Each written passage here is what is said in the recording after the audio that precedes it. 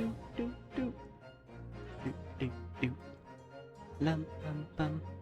Ba ba dum bum bum ba ba. Don't you fucking question me, I'll kill your fucking parents. Do do do. Yay, I'm back, and I think my sound settings should be better this time. I pray to fucking Lady Luck that my sound settings are actually functioning properly.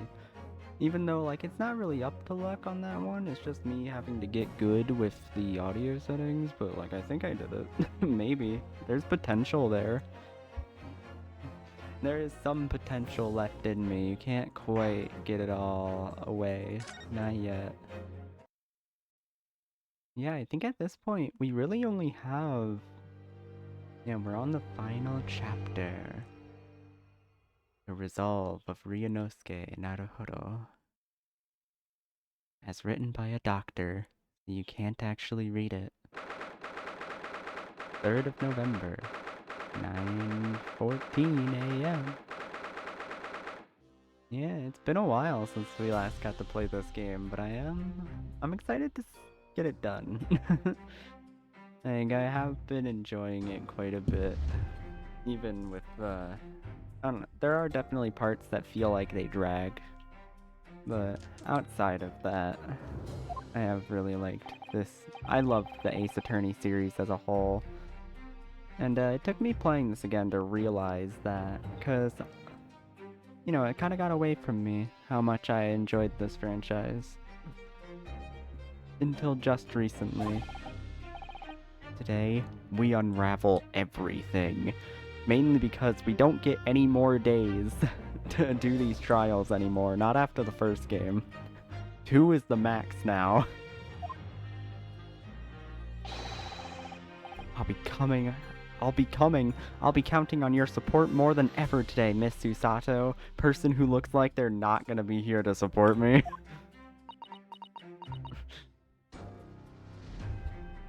Hold on, let me get my mic readjusted. I spent so long working on my fucking mic issues, it better be working. Miss Susato? I'm sorry, I had to perform my gimmick one more time before the end. What's the matter, Mr. Naruhodo? Nothing? I was just saying that I'll be relying on your support today, but, looks like I won't be doing that, actually. You fucking murdering me. I'm so sorry, of course. I know I can be rather incompetent at times, but I shan't let you down. Would you mind helping me up, then? I'm kind of dying, actually.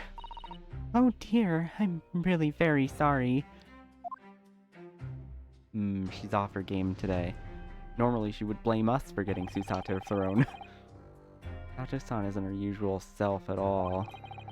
That's hardly surprising, I suppose. She just found out that her father is the partner of a world-famous detective, not to mention cheating on her mother. Good morning, sir. Oh. Lord Van Zeeks? Dr. Racism? Would you stop calling me that? Thank you for all your efforts yesterday. What? Did I hear that correctly? That doesn't sound like him at all. What? Oh, no, nothing, just... I hope we can clear things up today. I really can't make this man out. His face says I hate you, but his words are almost jovial today. In fact, he hasn't been very Reaper-like at all since this all began yesterday. It's almost like he's trying to be on his best behavior so that there's less chance of him getting executed.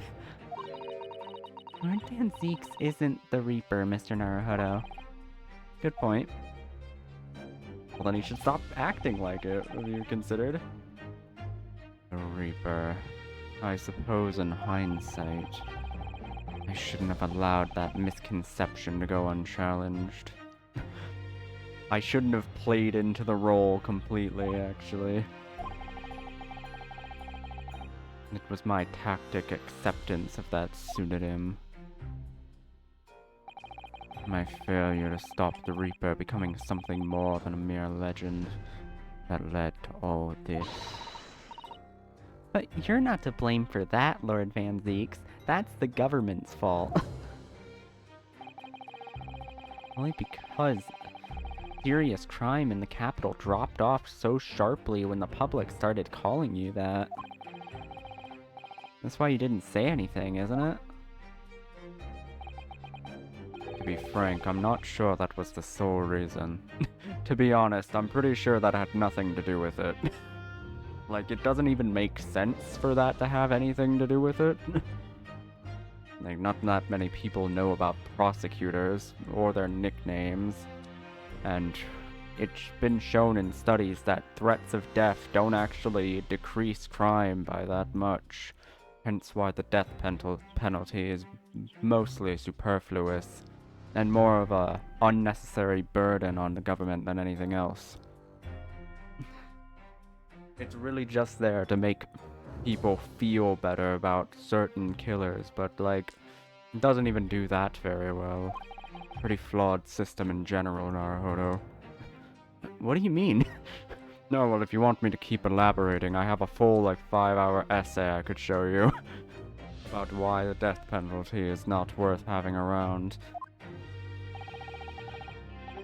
There was a rumor at the time that the Reaper was really the ghost of my late brother.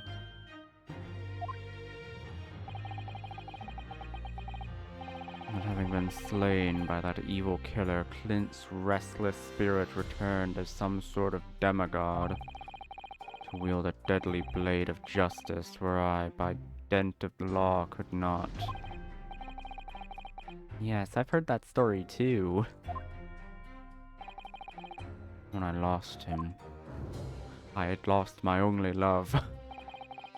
That red jacket, it looked so much cooler. I wish I could have kept it, but he was buried with it. That selfish fuck. I felt as though I'd lost my guiding light. I didn't know where to go or what to do. And so, in some small way, I wonder if perhaps those rumors made me feel his absence a little less keenly.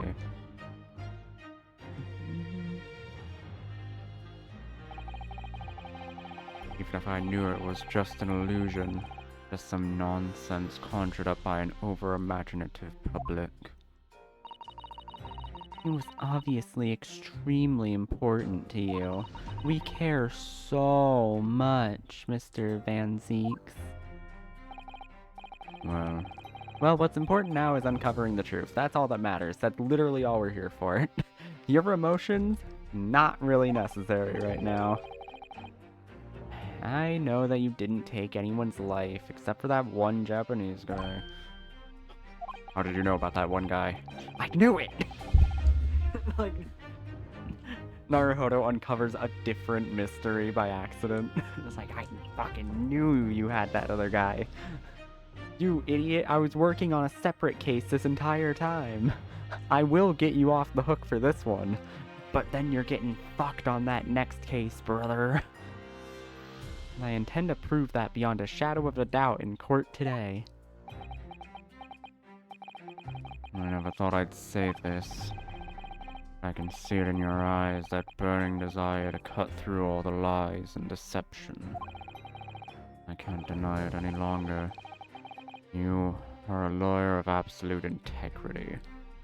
And he, like, vomits in his mouth saying that, like, no, I can't say that about him. Thank you. Why are you vomiting? Now tell me, why do I detect the sense of expensive tea leaves in the air? Oh, Iris. There's a small child here. Who brought this child? When did you get here? Oh. I don't know when the fuck I got here, actually. I brought you one of my special blends. Early loves it. He says it helps him clear his head. It knocks him right the fuck out, actually. I thank you. Oh, hee hee. Surely the first and last time I'll ever see a sight like this. Mainly because we're gonna cease existing after this case. Once the credits roll in this game, we cease to exist in our entirety. You seem different today, Iris. Are you having emotional trauma through all the new revelations you've had recently? Oh. Actually, did we get anything new in the court record? We still just have a bunch of shit that I'm not sure how much help they'll be.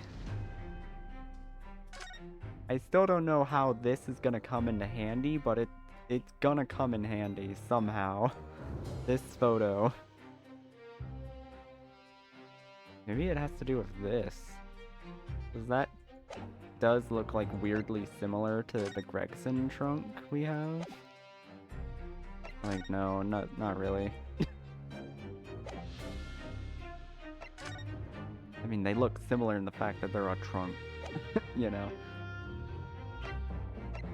So got a lot of shit from yesterday still. That doesn't really help us as much as it would probably need it to. But we'll see. Maybe they'll find some way to loop the fireworks back around to being important. Sort of subdued, I suppose. You're less of an over-the-top gimmick character today. You've let your whimsy die. I am not. I've not let my whimsy die, Bruno. What happened yesterday is obviously still playing on her mind a lot. She's clearly very troubled about having stolen that autopsy report from Dr. Seiss' laboratory. That's what she's troubled by? I'm pretty sure it's more than just that. Alright then, good luck to you both. I'm pretty sure she did that a while ago, didn't she? I have to make a move now. Oh, you're not staying? Why? I thought you'd want to watch today's proceedings. No, actually, that's the last thing I'd want to do. It's a fucking court and I'm 10. I want to play my Pokemon. We just got in red and blue. 1900s red and blue. But I'd like to cheer you on, obviously. But I've got lots to get ready. Get ready? For what? Oh, yes. Would you take this? Would you take this? Isn't that one of those little felt dolls that it's usually dangling from your knapsack? Yes, it's a lucky charm, a little Hurley I made once. If you harm it, you harm the real Hurley, just as it should be. A Hurley? Looks more like a Harley to me. Nyah-da-da-da-da-da. Hey, slam dunk. Alright. End the game. Roll the credits. If for some reason you completely run out of options in the trial today, then just pull this little Hurley's ears as hard as you possibly can. What? Pull his ears? Yes, this is gonna be your MacGuffin for the day, when you most need it. And you don't have any good evidence left, you just pull this and we'll give you the answer. That's right, it's a way to bring good luck. I think you might need it. Yay! How is this gonna come into play? New evidence, let's fucking go! You think what we'll need is luck? Well, you always need luck, Susie. Without luck, what are you? You wouldn't even be alive. A little doll with Mr. Shlomes. I need to learn how to stop fidgeting with my dice so much. Because it picks up on the camera and it's a little annoying, and I don't want to do that. But, like, I fidget so much. What a charming little rabbity version of Mr. Shlomes. Do you suppose this is how Iris sees him? No. Are you alright, Mr. Naruhodo? Your eyes are veritably boring into the poor doll's ears. Oh, sorry, I was just wondering, what do you suppose would happen if I were to tug its ears with all my might right now? I'm sure what you'll find out when the time is right. To become a proper gentleman, you must learn stoic patience. You have to learn to be patient for the right point in the game, Mr. Naruhodo. Until we reach that point in the game, you cannot be pulling those ears, or else what's even the fucking point of having a dramatic reveal? I wanna know! I need my evidence now, so that I can predict what's gonna happen. What's his upskirt looking like? Get me in there. I just sneaked a peek inside the courtroom, and it seemed very different to normal. Yes, it would seem that a certain someone has decided to pull out all the stops. And by a certain someone, I mean the main villain of the game. What does that mean? I guess you'll fucking find out now, won't you? What about Mr. Shlom's, Iris? I don't know. He was out all night and he hasn't come home by the time I left this morning. He's out on his own side quest that we'll learn about halfway through the trial, probably. Oh, I see. Is Professor Mikotoba out all night too, do you think, Miss Susato? Yes, it would seem so. I telegraphed the hotel this morning. And apparently, they didn't come back to their rooms last night at all. They? Father and Judge Jigoku, I mean. Judge Jigoku, too. That's right, nobody appears to have seen either of them since yesterday. Counsel for defense and an defendant. Court is about to be in session. Please make your way inside the courtroom at once. Don't make fun of my voice. I'm really sensitive about it. Good luck then, Muzno. Good luck, Susie. I'm trying to get my voices back in order, but I haven't really got them down yet. Not quite. Hold on, I might need to scooch over a bit to try and I'm gonna have to readjust some things. There we go, get back in the center. Dun, dun, dun. Alright, I think this is a little bit better, just repositioned a little bit.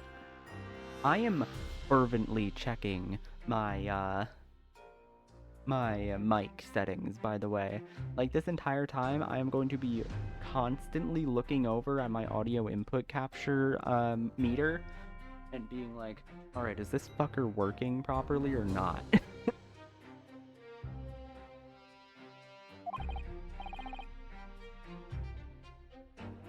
Actually, I have an idea. Well, no, I'm gonna test that later. I'm gonna need to like write down a note to remember to test. Like, hold on.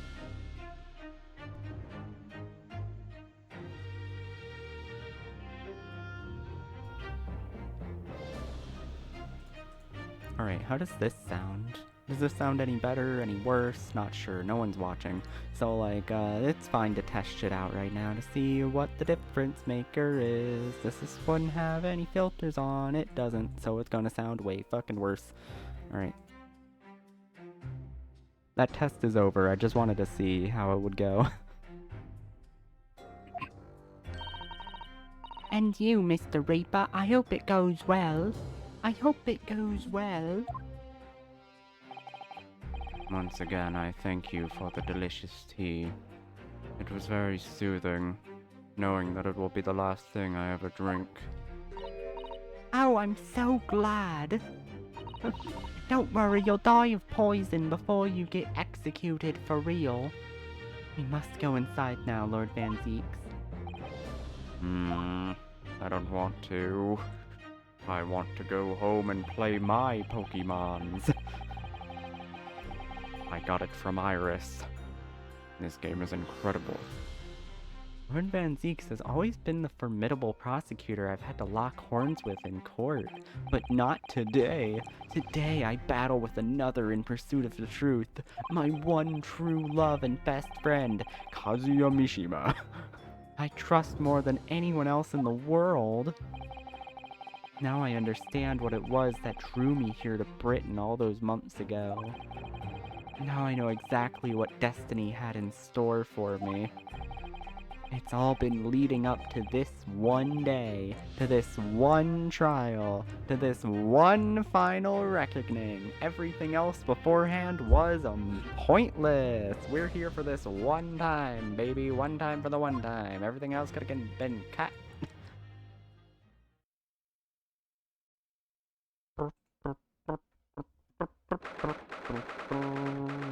3rd November, 9:30 a.m., 2 hours after I started the stream. Although it's 9:30 a.m. for someone out there. Well, 9:39 specifically, but you know, it feels even more oppressive in here than it did yesterday. Our cold stares piercing me like knives from all sides today. No, Mr. Naruhodo, look! Lord Strongheart! Who would have guessed? As you must have known beforehand. The ramifications of this trial have now extend far beyond the murder of one Scotland Yard inspector, especially since we already know what happened to him. In fact, events have come to light that threaten to rock the very foundations of our country's legal system. Oh, this is a terrible change of events for my voice, because I still have not pinned down, like, a good voice for this guy. Like, it needs to be booming and substantial. But I need to actually, like, do it properly, and it's a hard voice to do. The escape of a condemned criminal on the night of his execution, the subsequent unlawful shootings of the man, and the revelation that the prison staff must have been complicit in the jailbreak. Britain is currently hosting influential members of the judiciary from countries all around the world. It is imperative that we uncover the truth in these proceedings to avoid international embarrassment. By royal decree, this will continue to be a closed trial. Oh, he stand. And one over which I, Mal Strongheart, and my funny little unicorn staff exercise total and unequivocal authority.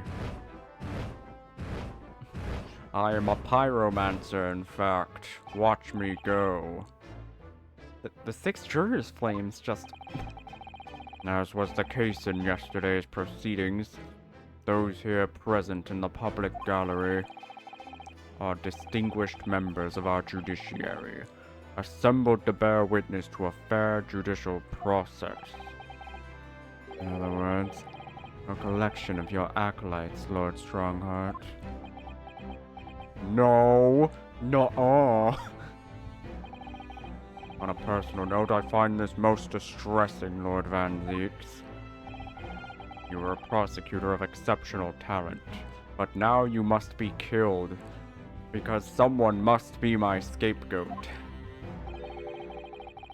Much like your brother Clint, in fact.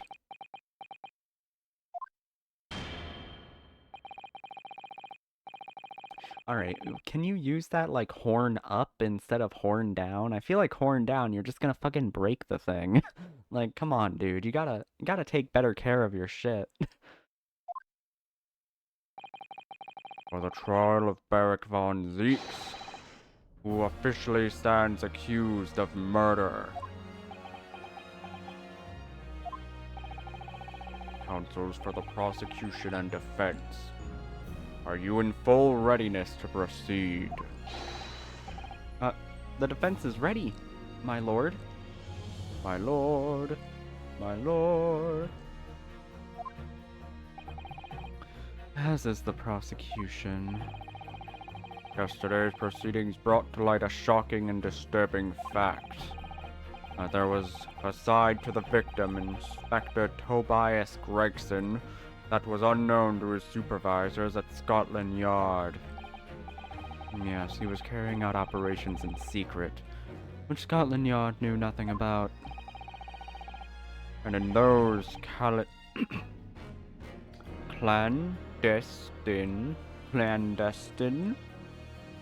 clandestine?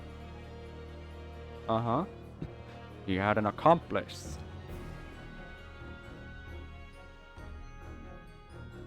There we go, I just had to fix that up a little bit.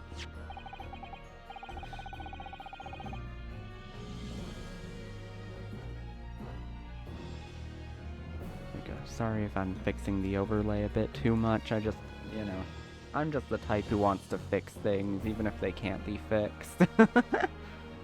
Mr. Dalle Vigil, who would be given the inspector's identification and present himself around the capital in order to establish credible alibis for Gregson. In that way, Gregson appeared to be carrying out his regular Scotland Yard work, when in fact he wasn't. At the end of yesterday's session, Mr. Vigil, who had been suffering from amnesia, regained his memory. He wasn't suffering from amnesia, I'm pretty sure he was just repressing that shit. It would appear he buried his memories of the time deep inside himself as a means of self-preservation. As whilst he was engaged as chief warder in Barclay Prison, he abated the convict's escape. Mr. Vigil is currently recuperating at St. Sainers. He's recovered enough to give a signed statement about his movement on the day prior to the incident. He's formally admitted to posing as Gregson while investigating the Red-Headed League. Which brings us to the critical issue of the victim's time of death. The defense yesterday proposed a suggestion that the victim may have been killed 1 day earlier. This is based largely on the discovery that the victim's pocket watch had not been wound. Prosecution has something to report on that subject, my lord. Really? Go ahead, Prosecutor Asogi. My favorite type of noodle, Asogi noodle.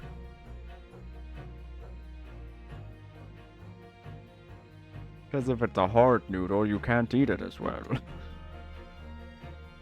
If it's dry, that shit sucks. I met once again with the coroner yesterday to discuss the issue. He confirmed that the defense's suggestion could not be ruled out. It's entirely possible that Inspector Gregson was killed on the 31st October, the day before his body was discovered. I have here an updated autopsy report that includes the amended details. The official opinion of the investigation team was made clear yesterday that the time of death was 5 p.m. on the 1st of November. There are indications of an attempt to disguise the real time of death, however. It seems that the natural decaying process of the victim's body may have been slowed by keeping it chilled.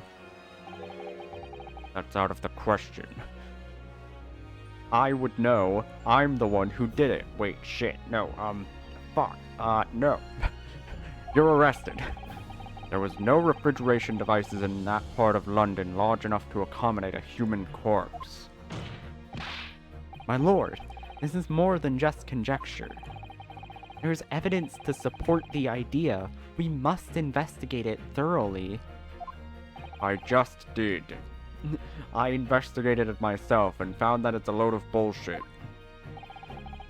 The court will accept the new report as evidence.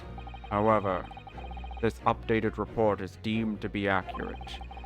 It would give renewed significance to the movement of the victim on the day before the Fresno Street incident.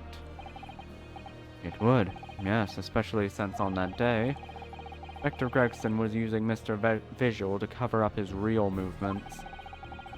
It's conceivable that he was killed in the course of his secret activities. Do I sense that the prosecution has some information regarding those activities? Boom! I give them 5 big booms. I don't know how to keep this character's voice more consistent, because I'm just not that good with deep voices, you know, I'm a trans girl, I can't go that deep. Like, I can go deep as hell when I go like this, but, there's more of an exaggeration voice, and, like, there's very few characters I would give that kind of voice to. This kind of voice is more of a imposing, threatening, deep voice like this, that you want to reverberate more. That gets tiresome real quick. An enormous effort into investigating that precise matter yesterday. I think we should begin by presenting the results of the investigation work. So the prosecution calls its first witness now. Oh my god, is it the one cop we have a good, unique model for? Wow. State your name and occupation for the court. Inspector Ginner Lestrade, reporting,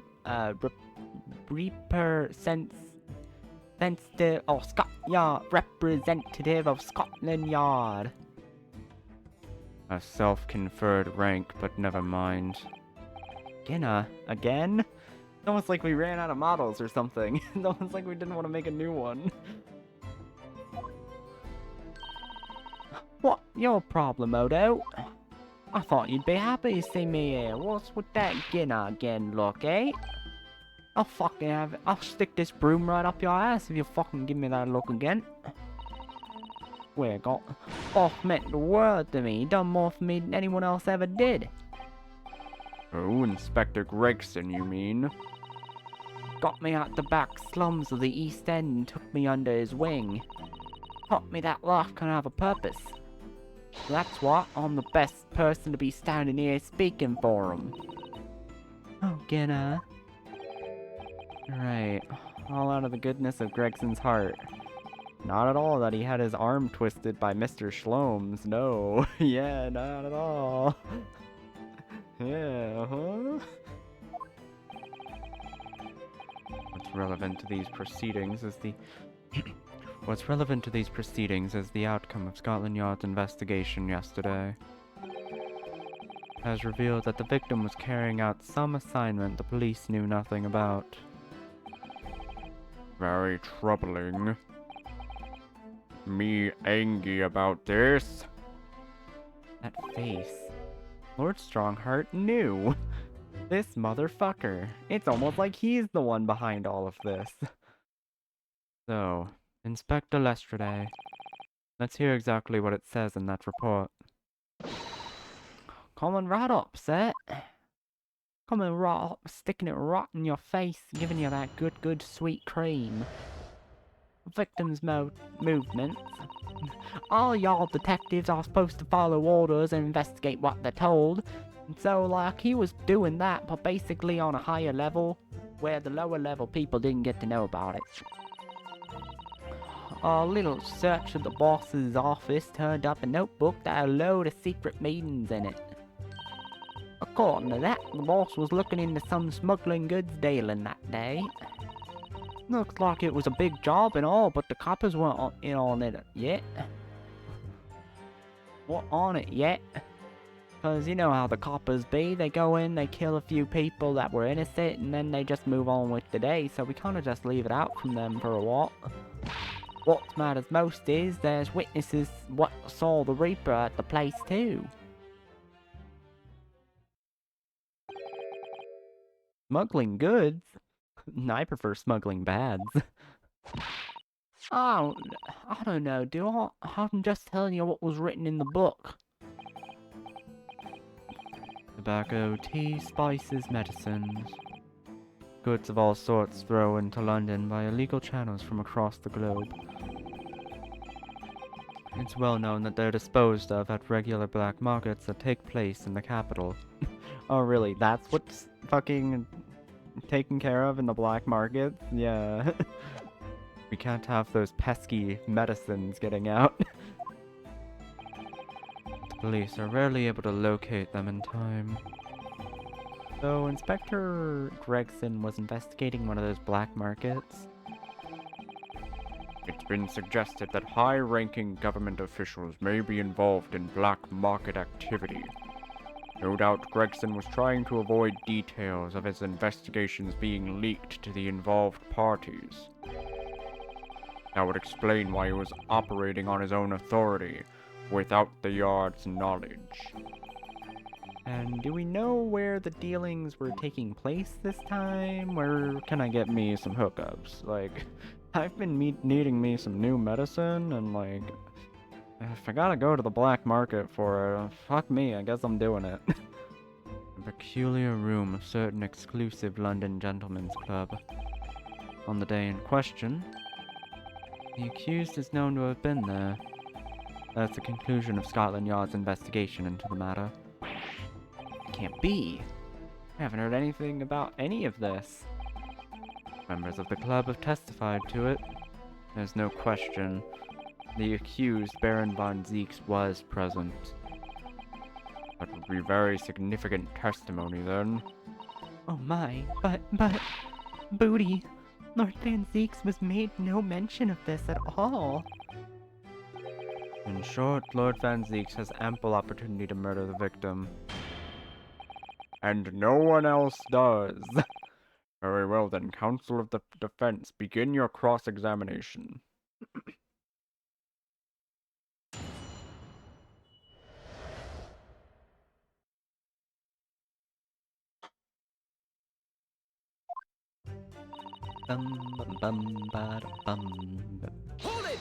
I'll probably press everything here. I don't see anything obvious that I would need to rebuke, so you follow orders, do you, Ginna? You know what they say about people who just follow orders, don't you? No, I heard of that reference won't make sense for another, 40 years or so? No, not me, I'm above all that, see? Oh. The boss always had special orders for me. Grab us some fish and chips and go and give Toby his grub, that kind of thing. So, errands more than orders, then. This detective is still an apprentice, after all.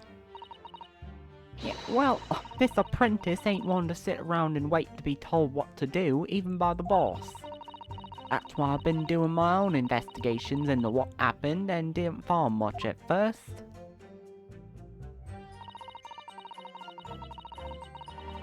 Give me that. Give me that press. Stop being so slow, game. I hate it. So he went through his things. Yep, as part of the independent Lestraday investigation. I'm sure your supervisors would be delighted that you're taking the initiative. They would love that. So I snuck into his office and no one was around. And I just grabbed and nicked all his shit. Cause if anyone in the yard had seen me going in there, they'd have turfed me straight out on the street. This is sounding less and less like an investigation and more like something else. Prosecution understands that it was this very detective who discovered the notebook. Got that right, nothing gets past Inspector Lestraday and a trusty assistant, Chief Inspector Toby. We found it hidden in one of the desk drawers that had a false button. That's impressive. So then I went to hide myself where no one could find me, so I could have a butcher's at what was written in it. Cause if anyone at the yard had found me out, they'd have toughed me straight out on the street. They would have just left me homeless for the rest of me days. You know how the Brits are. I've gotten it in now though, ain't I? And if it weren't for me, it would have never been found. So really, you should be fucking thanking me. Honestly. You have any idea where the dealings were taking place? Did it say? Like, you gotta... Yep. It was all there in the book's notes. Could I get the book as evidence? That see if I can remember. As I already said, the illegal dealings were due to take place at the Gentlemen's Club. Yes, I remember, but I was hoping to find out the name of the club, like its location, things that would be important. That won't be important. Oh, well, fuck me then. It's conceivable that the club might be used again by the smugglers in future. Therefore, the prosecution has been asked not to reveal the name in these proceedings. To other prosecutors? Like, this isn't an open trial. This is a closed trial. Why not? I don't know what all the fuss is about. It's right here. All you gotta do is read it out. And I could too. I've got this reading game buttoned up now. I figured out how to read all by myself. Fucking wild shit. Can't I show you what I can do? Come on, what's the The judge hasn't signaled his objection yet. The judge hasn't said no, which means we have consent. Read that shit out, baby girl. You got this. This is a closed court. The proceedings are confidential. There shouldn't be any possibility of the information being leaked. As I explained, there is some possibility of politicians being involved in this affair. The prosecution is rightfully exerting caution, I imagine. No, my lord. The prosecution has no objection. Actually, you know what? Fuck you. Kazuma Mishima? There's no question that Inspector Gregson was looking into these black market dealings. However, it's not yet been established that he was on that particular trial on the day in question. The defense requires to know the club's name. The prosecution has no intention of being obstructive.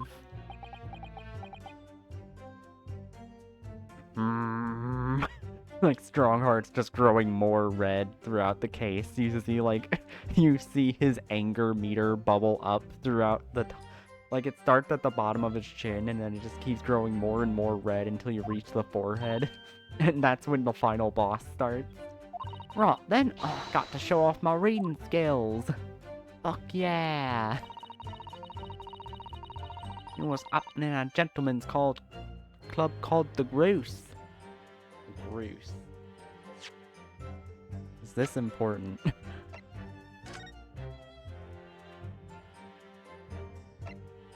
I don't remember that name showing up, but I gotta open this shit up. Let me see inside. I gotta know where the fucking Groose is.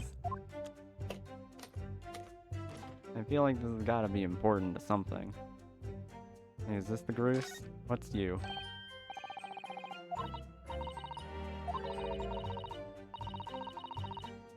Oh yeah, this was his passport, yada yada.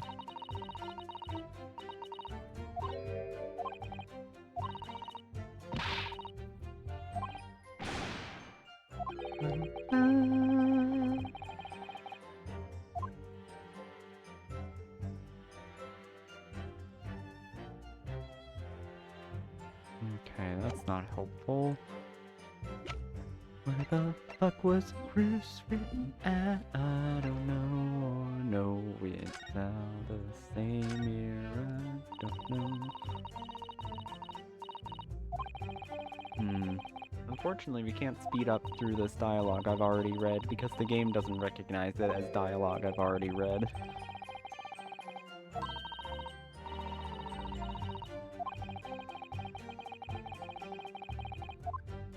Yada yada yada. Okay. I think we just gotta keep pressing for now. The Groose? The Groose is loose? In our favorite, everyone's favorite Zelda game? What sort of club is that? Oh, like I fucking know. Clubs ain't exactly my thing. That's for the rich folks. We don't touch them shit. But I am kinda curious. They're not places where a foreign student like you would be readily admitted. I'm just going to be real with you, Naruhodo. They are extremely racist. I showed up to investigate. They threw me out within a matter of minutes. Not a fun time. Have you looked in the mirror recently? I'll tell you what, me and the Chief Inspector Toby could go undercover.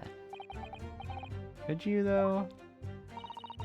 I could pick out a few good marks and see what else I could find out while I was in there. I really don't think you should go picking out anything. Anyway, that's where those black market dealings were taking place, is it?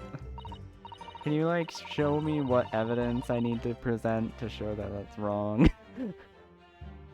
Yeah, it's gotta be. That's what the lower-ranked detectives at the yard reckon. Says the even lower-ranking detective.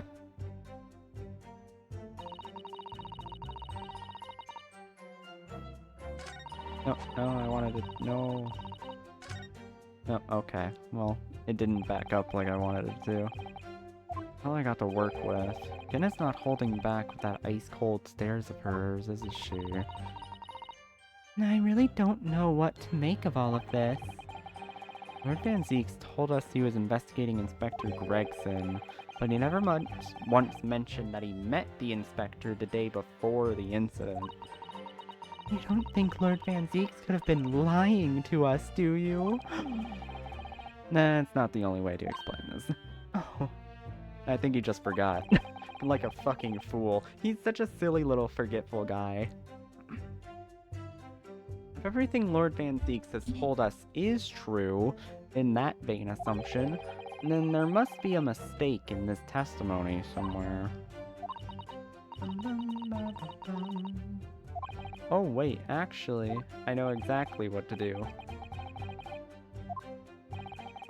That's where we should be looking for here. I know.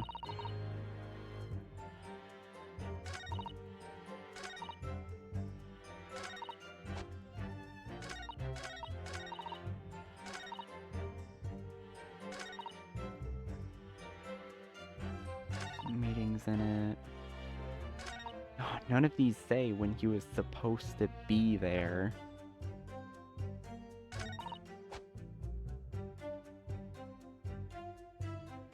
There are people that saw the Reaper there, but no one says that they saw him there? Looks like it was a big job. Turned up a notebook. Oh, wait a minute. Because I'm almost certain what we need to show here is this. That has the... like, the note in it. That, like, it has its... Oh wait, no, are we just supposed to show this? Yeah, the passport. It's been 1 week from October 31st. Pretty sure we're supposed to do that, but it's hard to say.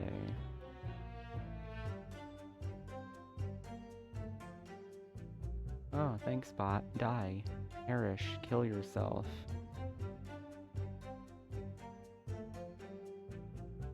Mission... okay.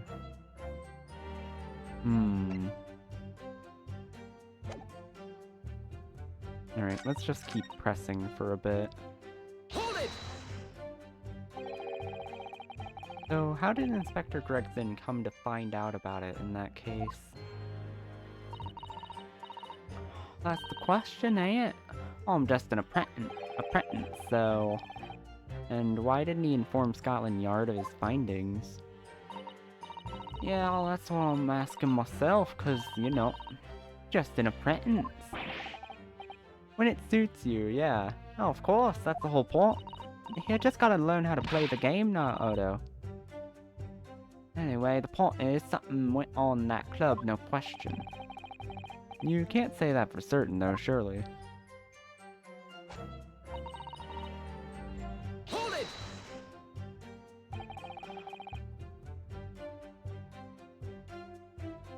Lord Van Zeeks was at the club? He was clubbing? He was. We saw him. Yeah, he got nasty on that dance floor. Detectives who visited the club yesterday to make inquiries have confirmed it. Several members report having seen the accused being admitted to the room in question as a guest. Looks like there's no disputing that he was there then. Well, we know that Lord Van Zeeks was investigating Inspector Gregson, don't we? Perhaps he'd already discovered the Inspector's secret notebook. Which led him to the club, you mean? Maybe. Presumably then, there are also eyewitnesses who can testify that Gregson was there? None have been identified at this time, no. So the all-important victim wasn't seen at this mysterious club. Oh, no, you asking Inspector Lestraday, eh?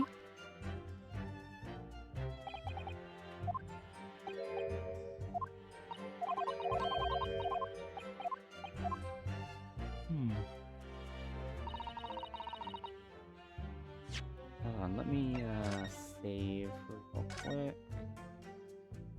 Yeah, that's the second game.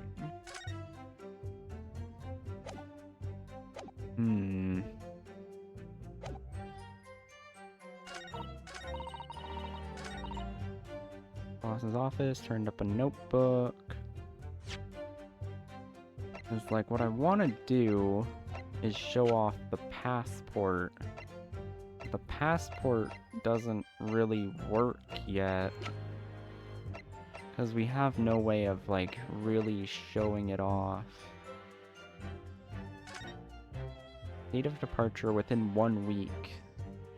So, like, I thought that said it was, like, you departed on that day, but no. I mean, it does say it was issued for travel the day before his body was discovered. So I guess if it was issued then, he would have had to have been somewhere to get that issued.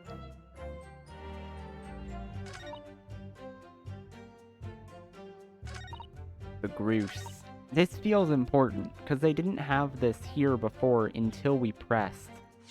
So, like, there's gotta be something relating to the Groose that we can do.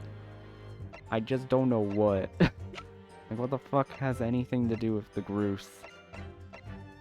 I know he's loose, but other than that... Objection! No, that makes sense. That's just not...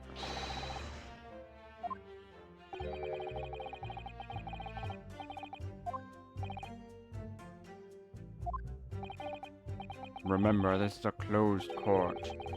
Whatever fate befalls you in here, no one outside will ever know.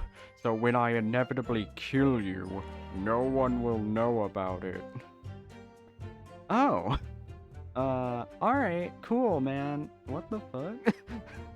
Now, wait a minute. That seems like something a villain would say.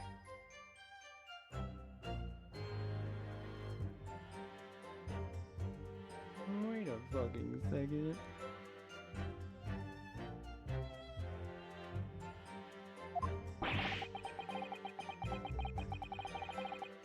I'd be worried if it'll make it out of this courtroom alive.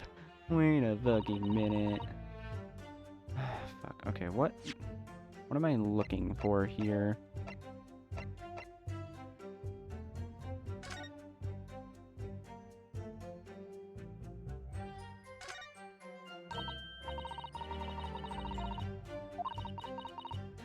Oh. Okay. That's where I saw the name before. Epic. All 1st November. Yeah, that's where Groose comes from.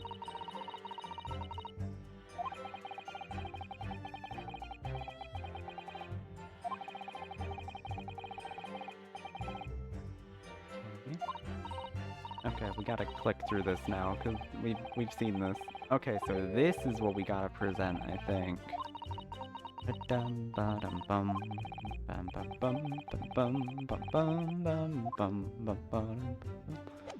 Alright, I'm glad I found that, because I couldn't really think of any other evidence that would have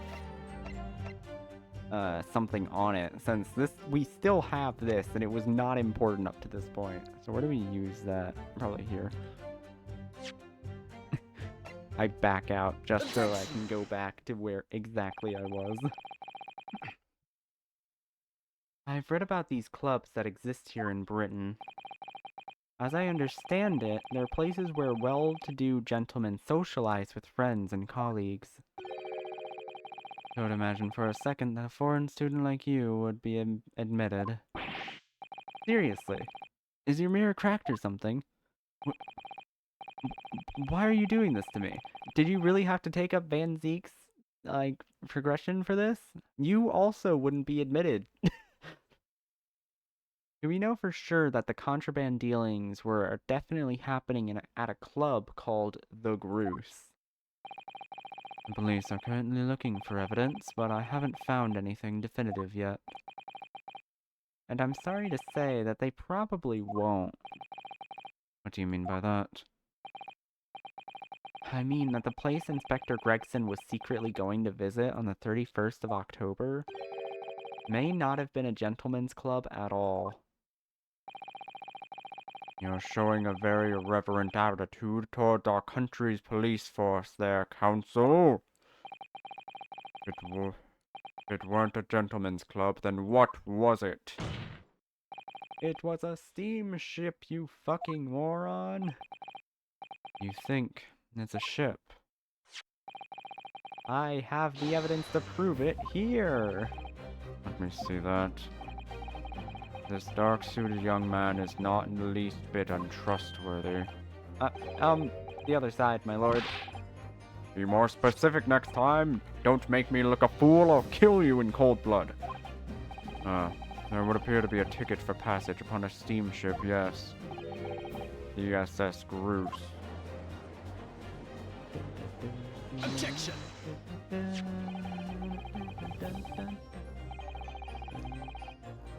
There's a steamship named the Groose that happens to share a name with the club. But I'm afraid to say, there's a flaw in your logic there. How? Look at the ticket. Notice the date of arrival in port. The ship arrived at the port in Dover on the 1st November. The day at which the sound like a gunshot was heard on Fresno Street. In other words, the day in question here, the 31st October, when the victim was in his clandestine mission. That ship hadn't yet docked on British shores. Would certainly make an undercover investigation somewhat challenging. Are you fucking stupid? We're not talking about this specific steamship. We're talking about the liner in general. Substantiates defense's assertion that the victim was investigating the SS Groose on the day in question. And show your evidence for that assertion. Very well, I will. And stop beating up your poor horse, Kane. In that case, counsel for the defense, present your evidence to the court now. Evidence that substantiates your claim that the victim was investigating the SS Groose on the 31st of October. It's gotta be this passport, bro. What's this? A passport for travel issued to the victim? It's the thing I thought we were using it in like the first place, but I was ahead of the game again. Dated 31st October. What are you suggesting? I'm suggesting that just one day before the investigator's body was discovered, there's a distinct possibility he wasn't even in the country. Good morning, Josephine. I spent a lot of time trying to fix my mic issues, so hopefully it doesn't cut me off anywhere near as much as it did yesterday. And if it does, gotta tell me that shit. I was cutting out so much last stream. Not yesterday, 2 days ago, but you know what I meant. Like, I was cutting out so much on that stream. Like, I went back and rewatched it, and I was like, holy shit, that sounds awful. What the fuck? That was, like, unwatchable how bad it was. I apologize. Order! Order! This document is for passage to France. Does appear to have been officially authorized by me, the official authorizer. The day before the SS Grus arrived at Dover, it docked on the northern coast of France for a night. Okay, good. I'm glad it sounds good. It's hard to tell.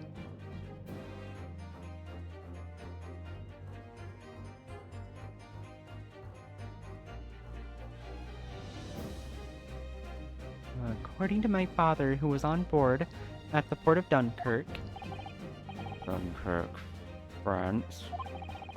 What could possibly have taken the victim there?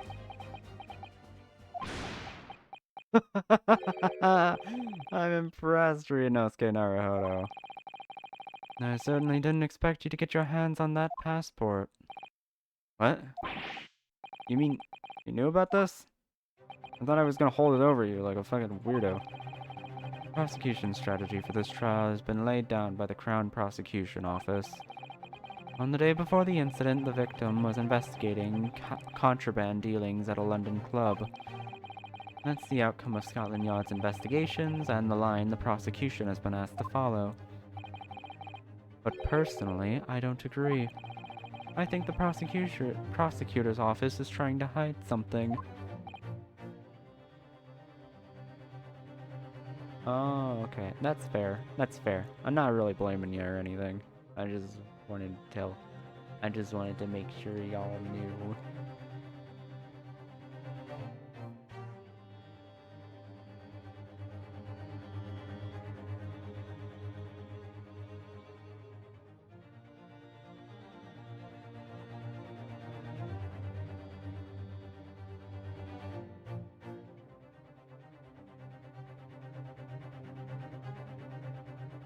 Hold on, I gotta take care of something real quick. Let me take a minute.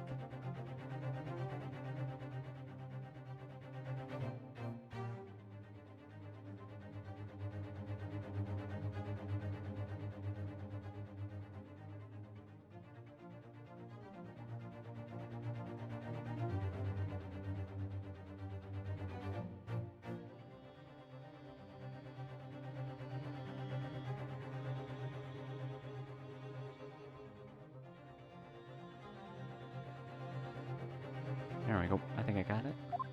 What?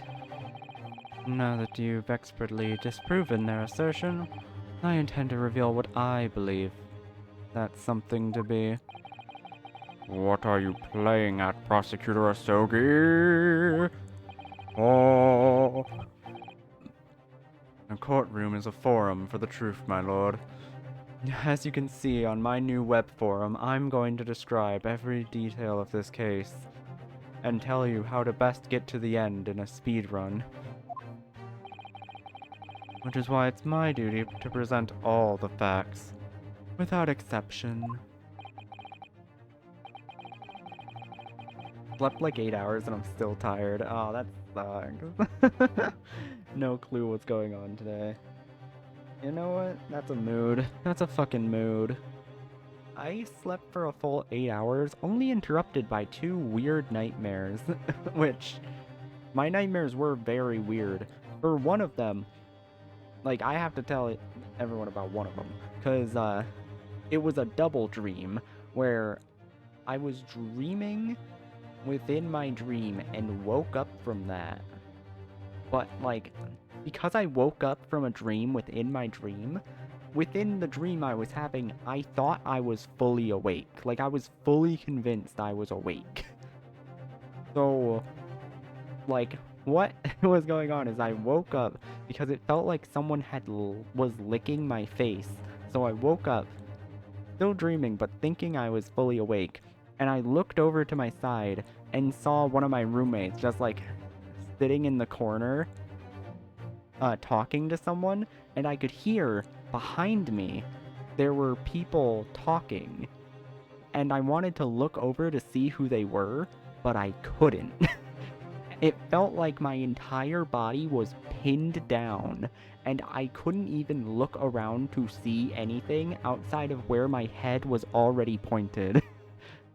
So it felt like my entire body was restricted.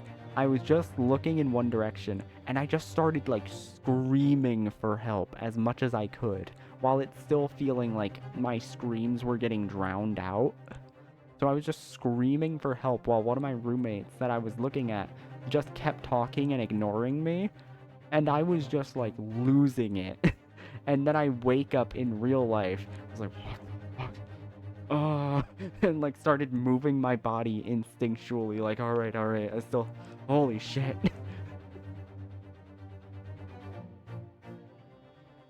Like, I don't know why, but that one really fucked with me.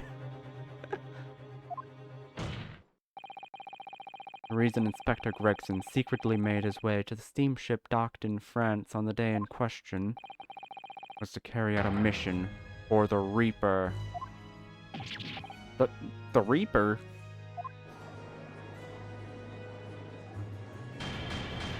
Ching ching ching. Order, order! What on earth are you saying, Counsel? Prosecution made an assertion in court yesterday. Inspector Gregson was investigating the identity of the Reaper. When he discovered the locations of the man's secret hideout, he was killed. As I'm sure everyone can imagine, by the Reaper's hand.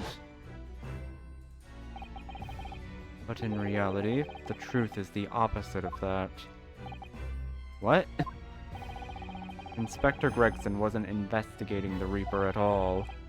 He was, in fact, acting for the Reaper. So, you're saying the mission he was undertaking was, obviously, an assassination. Huh? What are you on about, mate? Baron von Zieks never carries out any of the actual killings.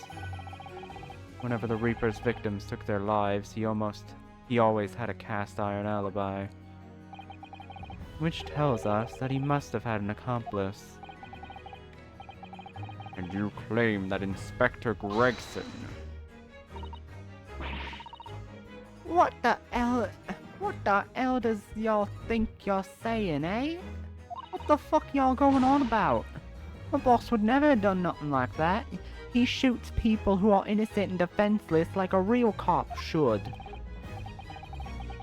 Yet when you consider all the facts, it all makes perfect sense.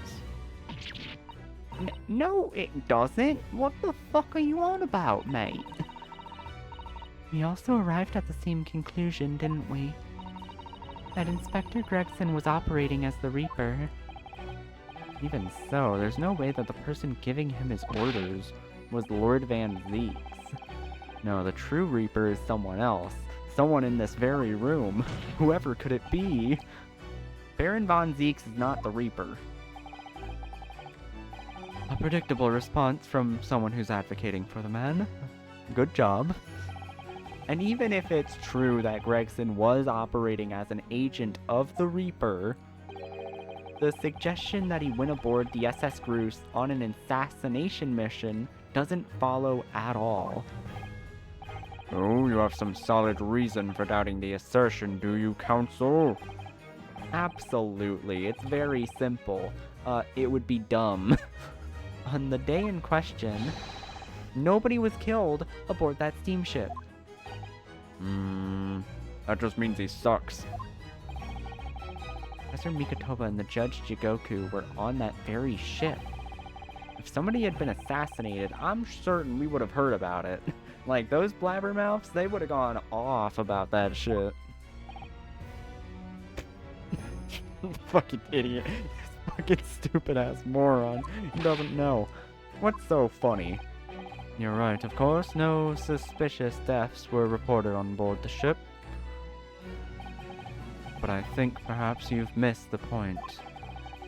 That's precisely why Inspector Gregson himself lost his life. What?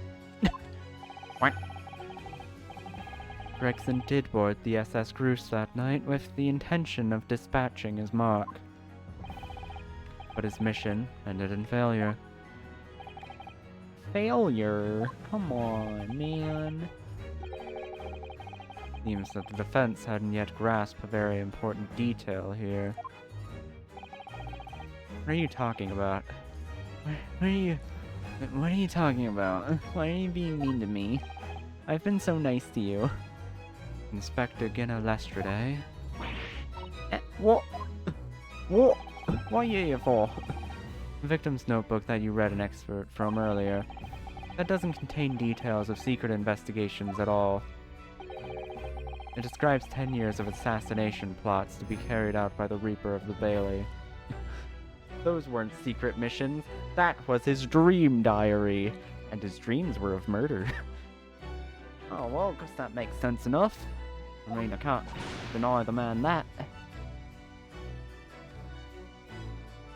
You're lying. Even if all them bludgers what got taken out at it coming, boss weren't the Reaper. We already know who the Reaper was. It was that fucking Swan chick who got killed in the first case.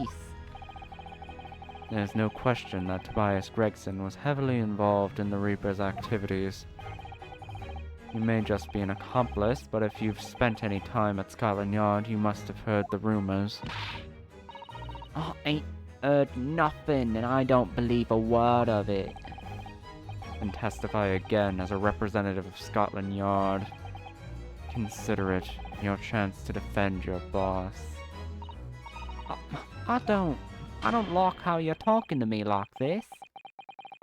I concur. The witness will give a new formal testimony.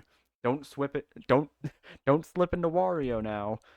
I can't slip into this voice because it's too close to Wario time. Because then we go into Wario. That's already a voice that I have.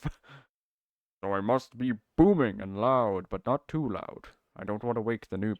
I don't want to wake my roommates. That'd be rude.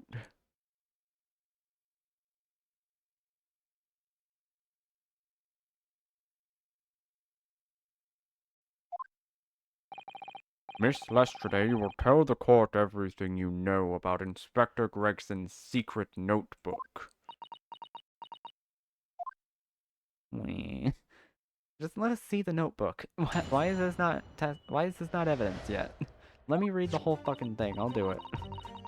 Yeah, this notebook does have a load of stuff of what the Reaper got up to these past 10 years. Names of victims, date and places and stuff. And the last entry there was 31st October. Said Bruce for the place on the date and then the name on the mark. There was a note about being a criminal what got away from the Reaper in court 10 years ago or something. But honest, the boss didn't do none of it. He was just investigating the Reaper, that's all. I'm sure. Keep personal opinion out of your testimony, witness. You require only the established fact here. Sad girl. Must be so hard for her. By making my life harder, her life is also getting harder. Can't deny it now, surely, Ryunosuke Naruhodo? What can't I deny? I can deny anything. If you can't deny something, you aren't doing it well enough, let me tell you. I can deny until the fucking cows come home. Oh, you fucking try me, bitch. The notebook contained the name of the final mark and the location where the assassination would take place. That's information that the victim could only have known if he was working with the Reaper. Ah, I see. So, who was to be the final mark? Go ahead, Inspector Lestrade. Read the name for the court. The name's what's written alongside the entry that mentions the Groose on October 31st. How do you read this then? What the fuck are these letters? Reading's still not her strong suit. You know what, girl? Same. That ain't the problem, Odo. It's a funny name, it ain't English. It's odd to read. So it's someone from overseas. Like someone we would know. May I have a bash at it? Sechiro. Is it? What the fuck? Yes, Seshiro. Jigaku. Jikaku. Maybe? What? It can't be. Shishiro Jigoku? Mr. Goku? Of Dragon Ball fame? But that's Judge Jigoku. Shiro Jigoku. Certainly not an English name, you're right. But that can't be right. I know Judge Jigoku, and I saw him the day before yesterday, here in London. So I know for a fact that the man hasn't been assassinated. That wasn't up for question, you moron. As I said, the Reaper failed. Oh. Sorry, I forgot about that. Gregson missed his chance to kill his mark and return to British shores. But the Reaper wouldn't tolerate the mistake, so he killed the inspector, personally. Alright, that's a few flaws in your argument. Reaper, of course, being accused Barrack von Zeeks. It's an undeniably logical argument, obviously. I'm going to pretend like this is a logical argument, so that I can get home sooner. Kazuma Mishima, you planned for this trial to go this way all along. You sly fox. Hold it!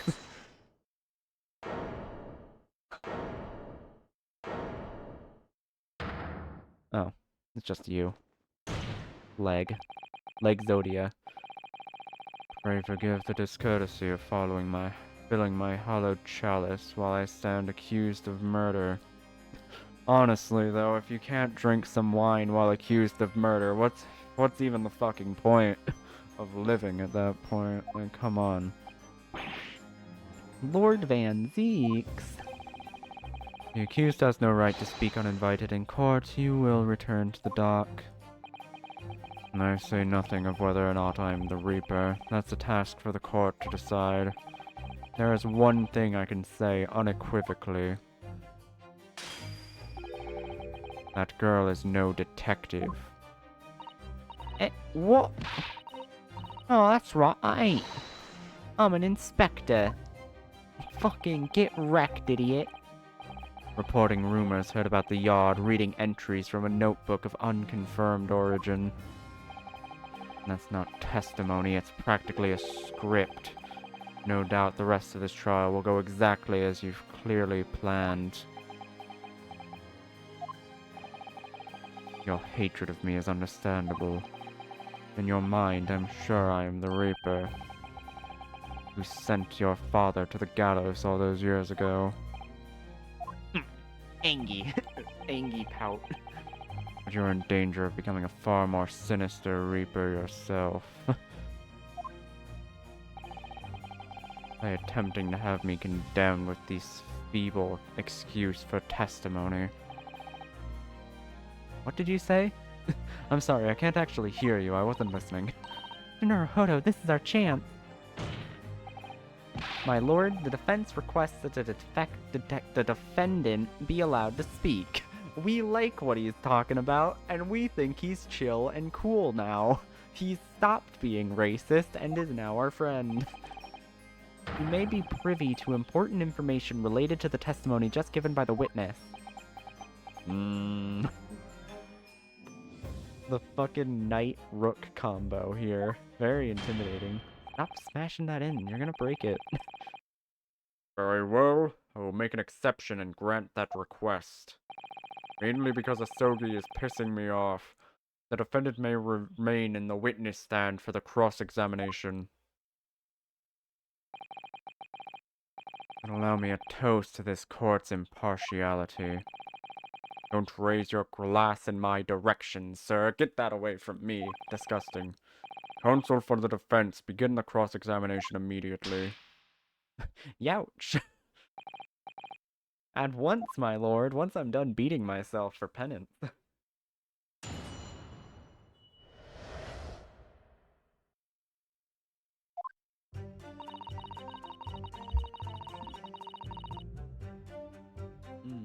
Hold it!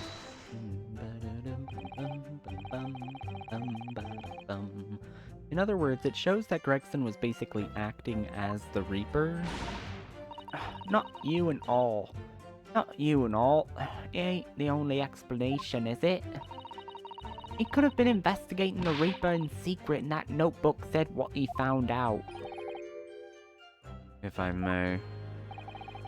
When originally people began referring to me as the Reaper, I didn't object.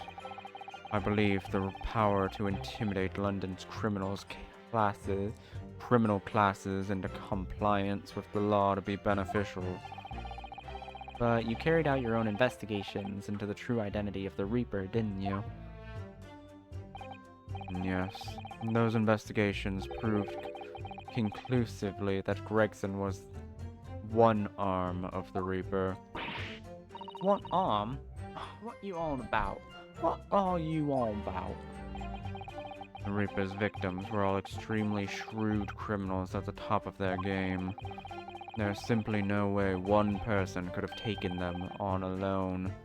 The Reaper is an organization. Don't you see, it's all systematic. We've watched it from It was designed from the ground up to be a systematic formula to take out all crime. Performed by Jonathan Crime, also known as Strongheart, but we're going to ignore that for a while. With all at its head, with you at its head, I had spies at the yard keeping me. Holy shit, this voice is hard to do for long periods of time. I had spies in the yard keeping me abreast at Gregson's movements, letting me know when he was elsewhere. Abreast? I'll take 2, please. Yada-da-da-da-da. Hey! So I've been able to check the most recent entry in his book. I knew the location. You knew it said Groose? Believing it to be a reference to the Gentleman's Club, I went there on the day in question to investigate. Alone. So that explains why several members of the club claim to have seen you there. But of course, the inspector was not there. At the time, he was making his way to the steamship docked on the northern coast of France, as shown by the passport found in the victim's metal trunk. Very well then, back to your testimony about the contents of the notebook. Come on. Is something wrong, Mr. Naruhodo? No, I never brought up that it was in a metal trunk. Astogi's the one who fucking killed him. You seem a little shocked by something a moment ago. Oh, no, it's alright. I'm overthinking this, aren't I? That this was all the Sogi's doing, so that he could find the real culprit behind everything. That would be crazy. I'm probably gonna have to press all of these, to be honest. Like, this all seems like important information to be getting. And stuff? What in particular? What's the stuff? Give me that good stuff. Oh, besides the victims' names, this other name kept cropping up. What other name was that? Oh, it's the one I told you yesterday, the same name written over and over again. You mean... Assassin? Yeah, that's the one. She's a friend of yours or something, isn't she? Were you even listening yesterday? Assassin. The Assassin. Our most clever name yet we've had. What? Like a killer, you mean? No. Gregson was the tactician, the one who came up with the plan of attack. He investigated the marks thoroughly, finding out when they would be vulnerable and who to use to get to them. Person actually executing his plans was someone else, you're saying? If that's true, then the Reaper does indeed start to sound like an organized sort of vigilantes. Then perhaps what it said on the passport document, permission for the applicant and one additional person to travel. Could that additional person have been... Clearly the assassin, who was meant to take Shirashio. Saishiro Jigoku's life. Slappies. Gina, can you confirm that? Against the final entry, enlisted Groose and Shishiro Jigoku. What name was written? Oh, well, that's the only event that didn't have a name next to it, as it happens. What? What? It just had a little question mark or something there, I think. He lost his friend in the war, so now he don't know what to do. Got my coin. Got my coin. I gotta get my coin back. What else will I have to fidget with? Not my dice, those are too loud. The coin isn't loud though. In other words, Gregson himself didn't know the identity of the assassin in that case. But Gregson was the one making the plans, was he not? Oh, how infuriating. Now I want to kill Gregson a third time. A nameless assassin?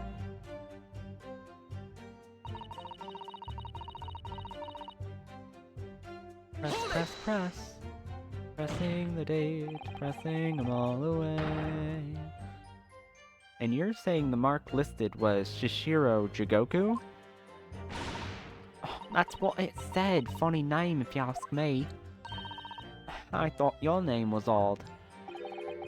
So pleased to have lost my crown there, damn. So short-lived. Mr. Jigoku is the preceding judge of Japan's Supreme Court of Judiciary.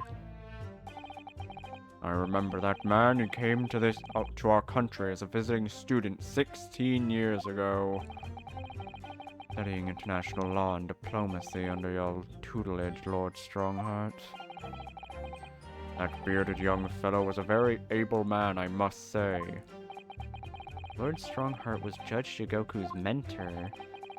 If I'm not mistaken, he returned to Japan 10 years ago now. 10 years ago. After that fateful case. You know, the one this whole fucking game is built around. Precisely. In the aftermath of the Professor case, his reparation was organized immediately. The mystery why such a man would be listed in the inspector's notebook. Didn't think it was possible, but the mood in here's got even worse now. Maybe I'll just keep talking. Fuck it, like, I'll just drag myself even deeper into this hole. Who fucking cares at this point? I'm not the one on trial yet. What do you mean a criminal? Judge Jigoku is no criminal. Well, don't ask me, I don't know nothing about it. Do you remember what Father told us? That Judge Jigoku did once appear in court here in Britain. It was related to the Professor case, I'm sure. Yeah, of course. Of course that's what it was related to. Nothing can be related to anything else. Shishiro was trying to mitigate Genshin's guilt, but Genshin Impact was too guilty, so he took up to the stand to testify. But he got a little carried away and, actually managed to break the witness stand. He also said some contemptuous words about the British Empire for which he was charged. Yeah, but he was actually charged for it, and that was 10 years ago, so, like, he should be, I don't know, he doesn't fit the mold of the Reaper killings. It was a painful situation, yes. I'd forgotten all about it. But I prosecuted that trial too, as it happens. You did? Wow, we already knew that, didn't we? I was considered to be an adjunct to the professor's proceedings, you see. He was acquitted after being told to make reparation for the damage caused to the stand. And there you have it. Have what? He was acquitted! Haha! Surely the accused hasn't forgotten his own rule. That there's no saving anyone who faces the Reaper in court, guilty or innocent alike. What? No! That's stupid. Are you suggesting the Reason Judge Jigoku was targeted for assassination? The man was sent back to Japan immediately after that trial. The Reaper had no time to do his work. But then, 10 years later, the mark returns to Britain once more. Perhaps now you start to see just how vindictive the Reaper is. Come on, that's absurd. To take someone's life for that? Isn't the whole premise of the Reaper absurd? Killing those who have been found innocent. Clearly the rules by which the man operates are beyond a sane person's comprehension. But they weren't actually found innocent. They were bribed into innocence. Right, I've had about enough of this. Ginna? I'm fucking leaving. All this nonsense about the boss planning to kill people. It's cobblers. Fuck. Come on, Odo. Yeah? What, I believe it. Like, look at him. Looks like someone who's been choked to death. And I don't see any innocent people being choked to death that often. I mean, he is a cop, so, like... That's already pretty guilty, just in general, so, like, it's gonna be hard to prove his innocence. What ain't you saying nothing? What ain't you yelling out objection or summit? What? No, don't guilt trip me. You can't find a flaw, you do usually. Someone's lying here, no question, you gotta work out who it is. Please, for the boss. But I don't care about Gregson. He's a bitch. That outburst was an insult to the court and your own testimony. I might have known that a common pickpocket from the back slums couldn't make a detective. Then this trial is over. You will forfeit your ward card, Miss Lestrade. That clear? Back to the streets you go, bitch. You had one emotional outburst? Die. I've had it with the lot of you. Lies keep bleeding place. You're looking... I've had it with the lot of you. It's lies. Every bleeding place you look in this world, innit? I've had enough. You know. So have I. After that little speech of Guinness, I've made up my mind. Fuck Britain. Y'all can suck my ball. To do what, Mr. Naruhodo? There was one point in this cross-examination when something that was said just didn't sit right with me. One statement that seemed odd. Oh, do you mean? I'm not gonna let Guinness' plea for help fall on deaf ears.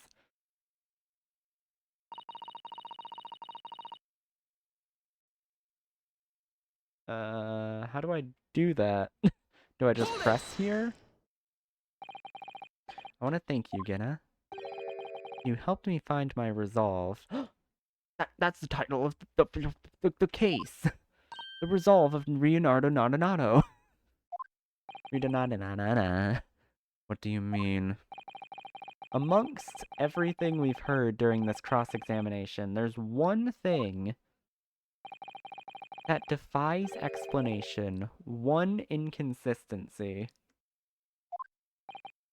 What? An inconsistency? Where? Really, Odo? I don't quite know what it means yet, but... well, it means that Asogi probably did it, but, you know... Said by... Where is he? There he is. Hey, buddy. Hi, bestie. Love you. Kiss, kiss. By you, Kazuya Mishima. Me? This some sort of filibustering counsel? Prosecutor Asogi has given no testimony. What are you suggesting I say that was inconsistent? You let something slip that you shouldn't have. When I present the relevant piece of evidence, I imagine you'll realize what you've done.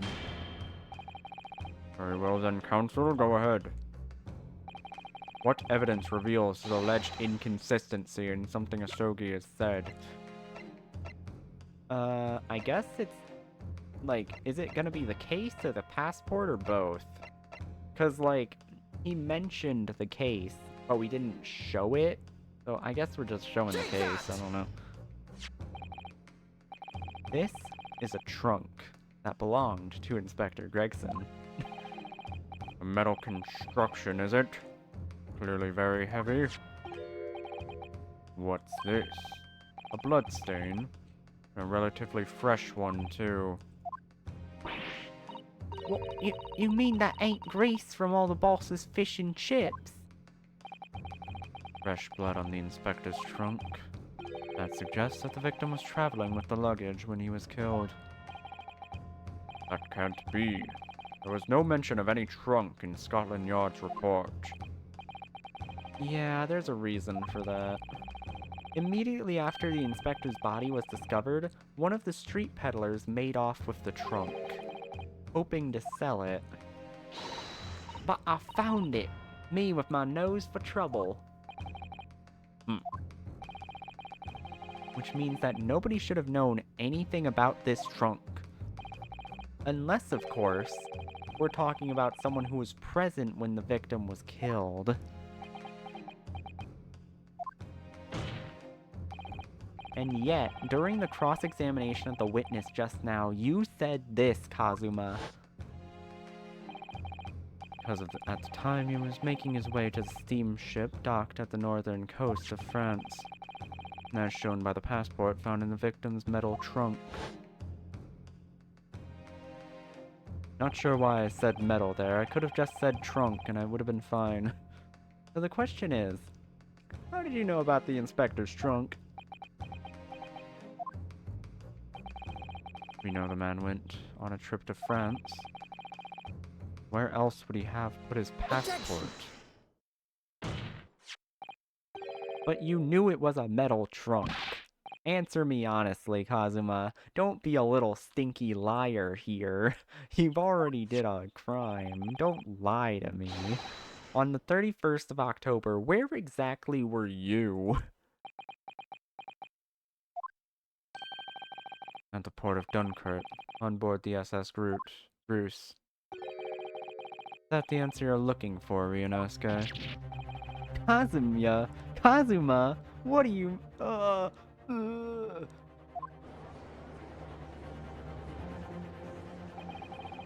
Hadn't considered the possibility before, but like, Kazuma was on the ship. And it can only have been for one purpose.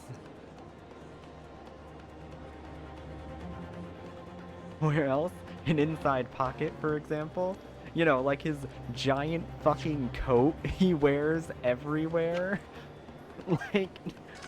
Like his gigantic fucking coat, he could have fit anywhere in here. Like, come on, Kazuma, you could have dragged this out longer. You gotta... My boy, we're gonna teach you how to get better at lying, dude. You could have dragged this out for so much longer. There's so many other places you could have put that. You gotta get better at fibbing.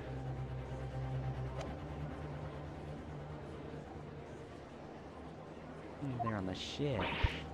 Oh no, Mr. Naruhodo, surely you don't think... What, they'll have the game start and end with me dead? No, that'd be ridiculous. That's clearly not what they're going for in the writer's room, right? He looks up. Wait a minute. Wait a minute. That does make narrative sense. Oh, fuck. Come on, Ryunosuke, you know the rules. And so do I. The only thing that really talks in the courtroom is hard evidence. I understand it. Inspector Gregson always took the case with him when he traveled. Well, as it stands, you've proven nothing. Kazuma. Are you challenging me to prove it beyond all reasonable doubt? That you were there that day in the same place as the inspector? He was there. Gregson. There's a clue that you overlooked. A secret trunk can tell us. A secret that trunk can tell us. Can't be sure at this point, I'll need to verify it. I have a nasty feeling that I'm gonna be right. I'm gonna be fucking right again. I always am. The accusation being made is deeply disturbing, but nevertheless, we will test it. Because it seems interesting, and like, I'm here for it.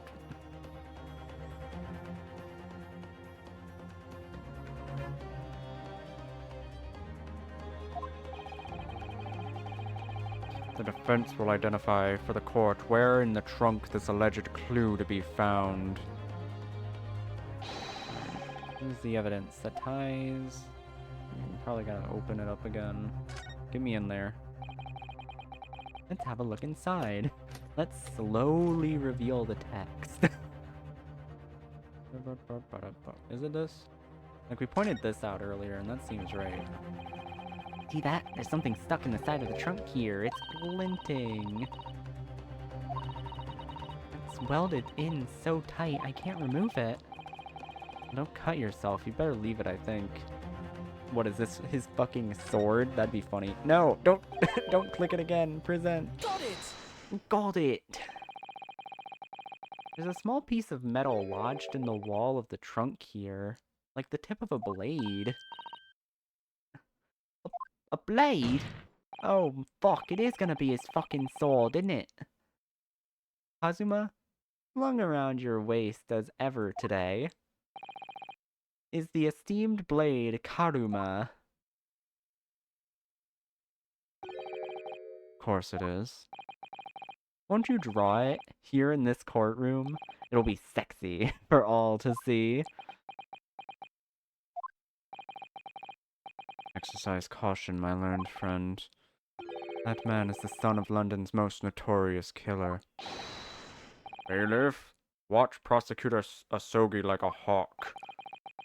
That won't be necessary.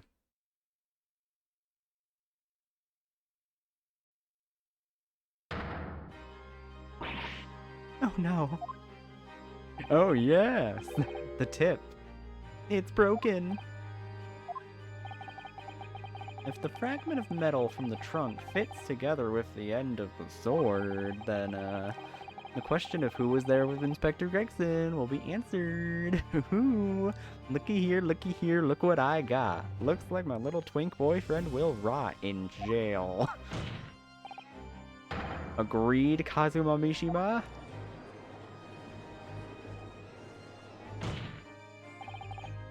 Expertly done, Ryunosuke. That's a point to you and well deserved. Do you mean to tell the court, Prosecutor Asogi? Yes. On the 31st October, I accompanied Inspector Gregson to Dunkirk in order to carry out a mission. So the additional person authorized to travel was me. And the mission was? I clearly don't know what it is, so... The assassination of the Mark. What? You mean you're the killer whose name was omitted from this notebook? You were following the Reaper's orders to dispatch Judge Jigoku? Funny little Goku man. Let me make one thing perfectly clear. I have killed no one. Explain. Give me those details. I accepted the assassination mission, yes, and I accompanied Gregson to Dunkirk. But I never had any intention of carrying out the plan. You were never going to do it? You can believe Kazuma-sama. I'm sure of it. I'm sure this won't stab us in the back.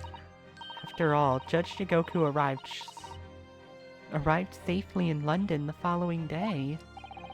I don't know. On the 31st, I boarded a train from London with Inspector Gregson. We traveled to Dover, and from where we crossed the channel to Dunkirk. When we boarded the SS Groose and made for the cabin deck, as indicated in the plan. You went to Judge Jigoku's cabin? Exactly. We weren't He wasn't there, though. We decided to wait, but you've already told us you had no intention of going through with it anyway. I didn't come to Great Britain to take anyone's life. So I left Gregson and disembarked the ship. I just jumped overboard. I spent that night as a boarding house in the town, and returned to England the following morning.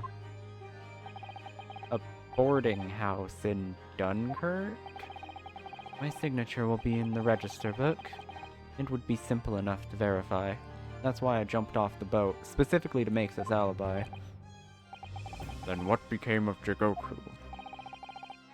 Gregson was no assassin, so the mark was spared. I'm sure it's easy enough to imagine what happened after that.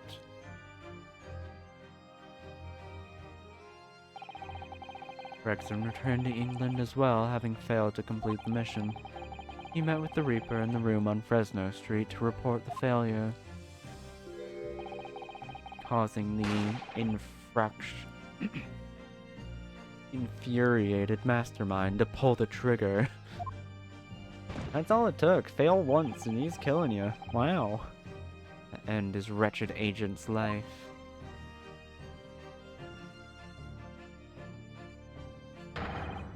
That's the real truth behind Inspector Gregson's murder.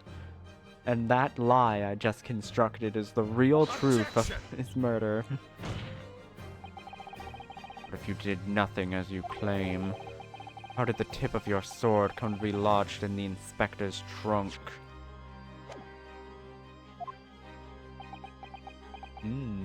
Good question. I don't need to answer that. Yes, you do. The victim was killed by a gunshot. A small fragment of a Japanese blade isn't relevant to the case. And accordingly, I choose to exercise my right to silence on that matter. No. Be that as it may, the court will sequester the sword as evidence. As you wish, my lord, he said through, like, gritted teeth, like, no! My sword! No, my soul. Red Dragon Archfiend. You must take immediate action now. Hold on, I gotta investigate that sword for a minute. Alright, let's see what bullshit we can find today. Karma. Great blade. It's such a thing of beauty. I want to gaze on it for hours. What secrets does this thing hold?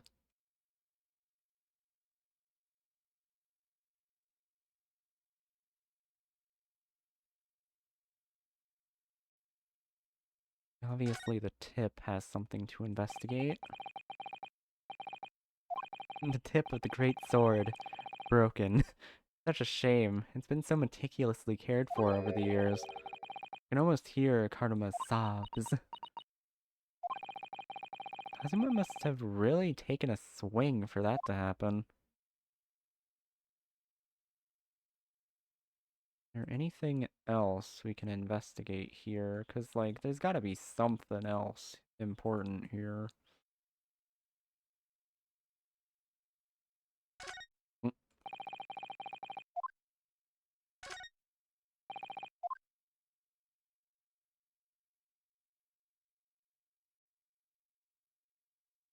I guess that's all.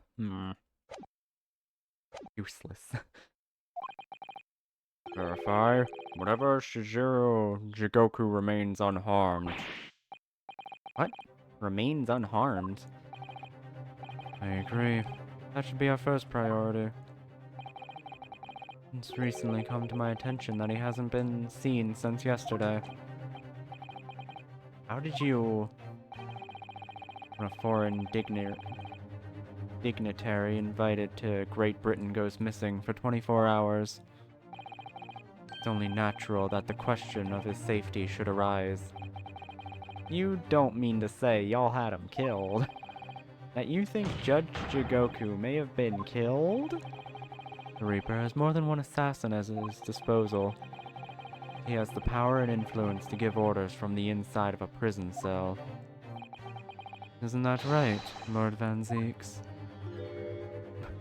Look, I'm just drinking my wine here. I don't want to hear your bullshit. If I were truly the Reaper, I'd be able to tell you.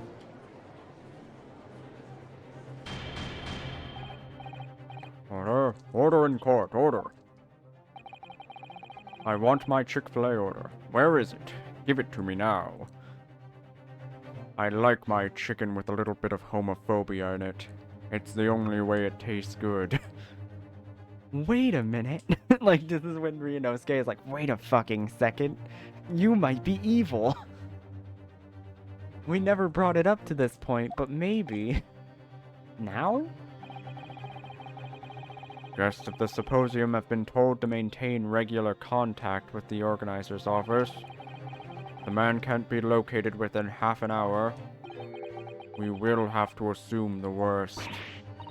Oh no, not Judge Jigoku. No one would want to kill a harmless Japanese man who'd only just arrived in the country. I mean, harmless, have you seen the guns on him? Except, that is, for the Reaper, wanting to finish off a mark that slipped through the net 10 years ago. I would have to agree. Mr. Naruhodo, for the defense's sake... My lord? My lord? I sincerely hope we are successful. We are unable to confirm Mr. Jigoku's healthy existence in the next 30 minutes. You will face grave difficulties. So you aren't gonna find him until the end of the trial. Epic. Court is adjourned for 30 minutes.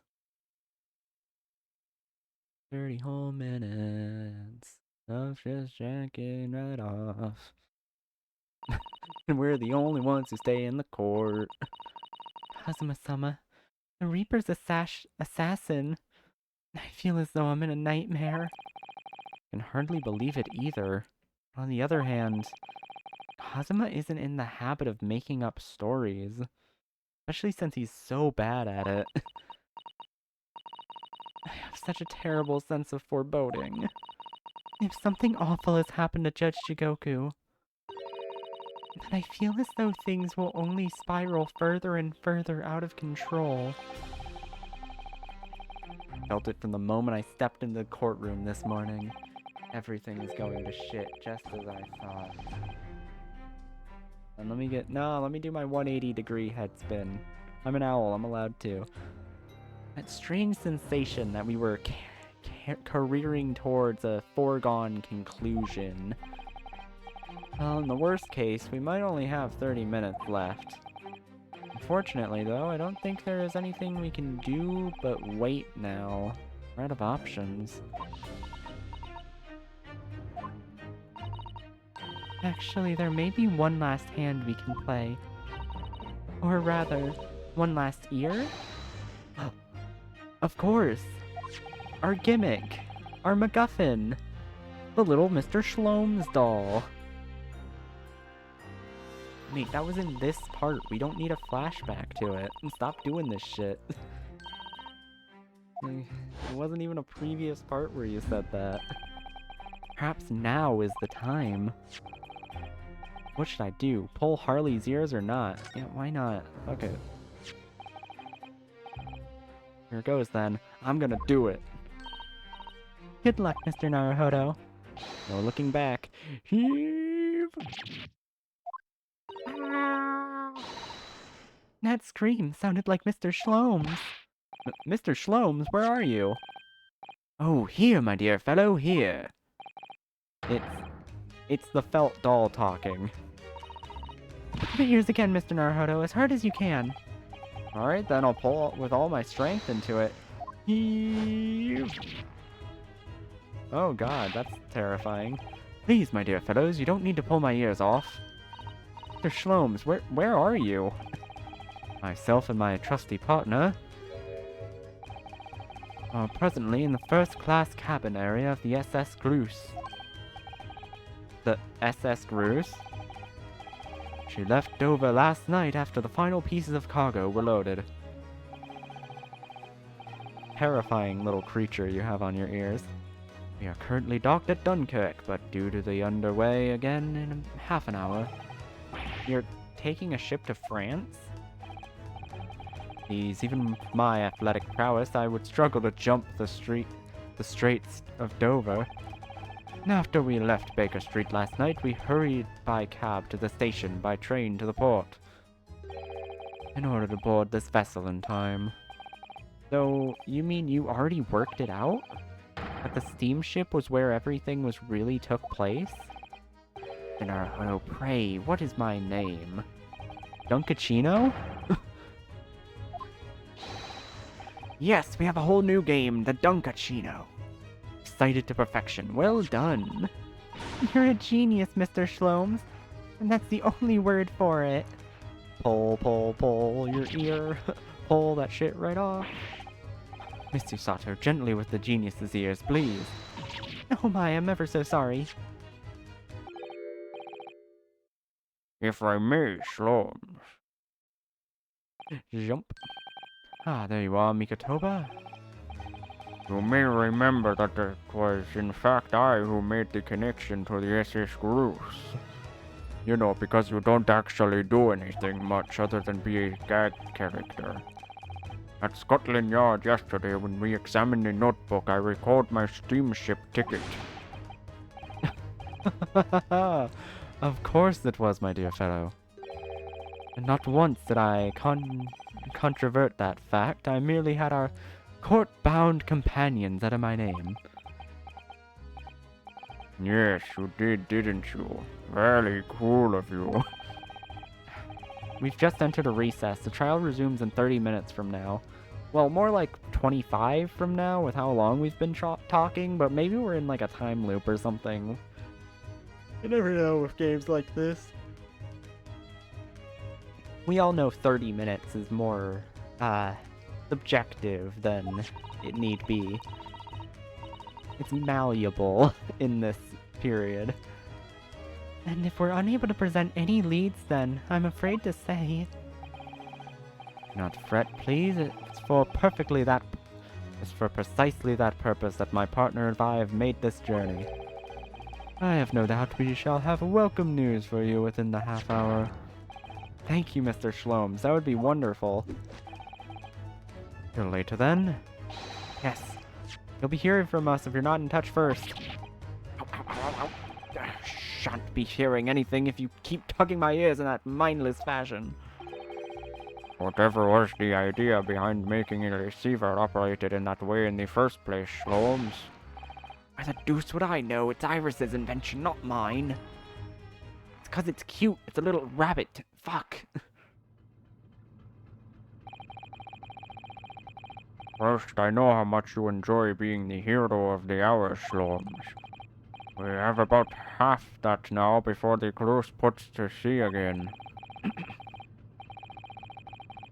And my Wario voice is getting worse by the moment, so I need to revise it by wah. If we don't conclude our investigations rapidly, we shall find ourselves in Naples before long. There are times, Mikotoba, where you make a surprising amount of sense. So let us begin.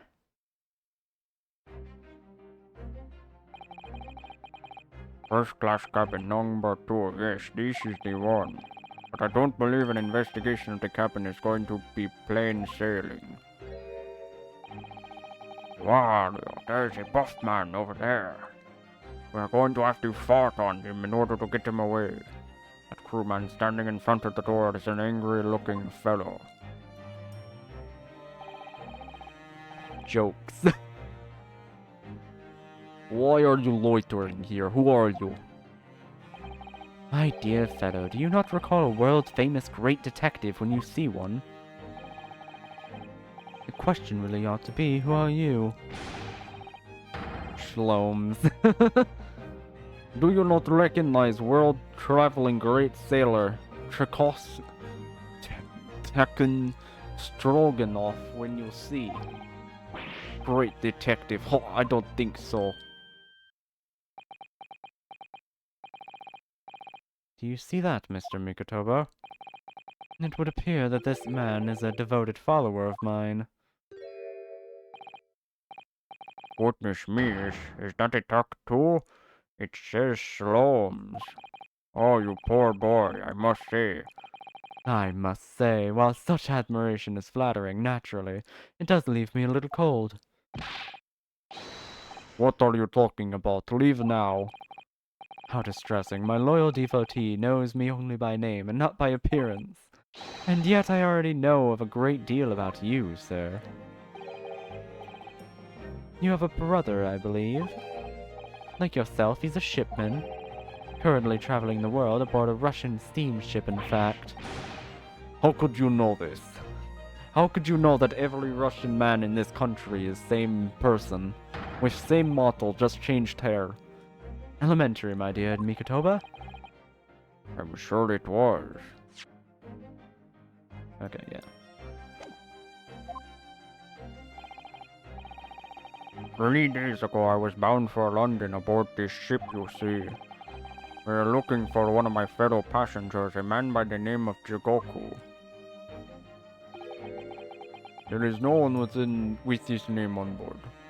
You can tell I am telling truth because I am looking away very sadly and suspiciously. That is cultural Russian sign of telling truth. But we know that he purchased a ticket for passage.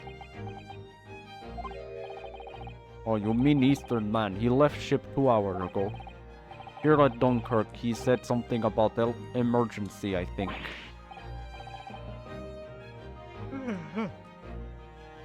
What? Are you sure? What are you aware of? What? Oh, so serious. At least realize that we're after him, was he? His cabin is the one behind you. We should like to investigate, please. No, I have orders not to let even mouse inside. Mikotoba, be a good man and draw this sailor's attention away, would you? Make up some excuse so that he leaves this area. Just get rid of him somehow. Doesn't great detectives see that even sailors have ears both left and right? I am coming in here with 2 ears very working, very good. Curses! The plan is ruined! Fuck! And you have only yourself to blame, I'm afraid, Mr. Sloans. Why do you have to talk out loud so often? Forget it, cabin door is locked. Even if I am not here, you cannot get inside. You cannot use brute force to open lock. It is not possible to have anything like hammer or fucking, what is it called? It's not a forceps. What is it? Crowbar. You do not have crowbar on you. If you have crowbar on you, then I guess you are allowed in. You're welcome, S. Welcome, welcome. Mikotoba, I'm sure you've already forgotten my special talent, haven't you? Opening any lock? Within a mere 5 seconds. All you need is a little bit of dynamite and you can get in anywhere you please. So if you'd be kind as to afford me the requisite time, old friend, in your typically accommodating manner. How could I refuse such a typically unappalling request, old friend? I mean, fuck it, why not? I'm here anyway. I might as well do a little bit of crime for fun. I need to distract that burly sailor for 5 seconds, do I? Mikotoba bends over on a bench, like ass in the air, like, oh no, it would be very upsetting if someone were to take advantage of me right now. A strong Russian man I would never be able to recover.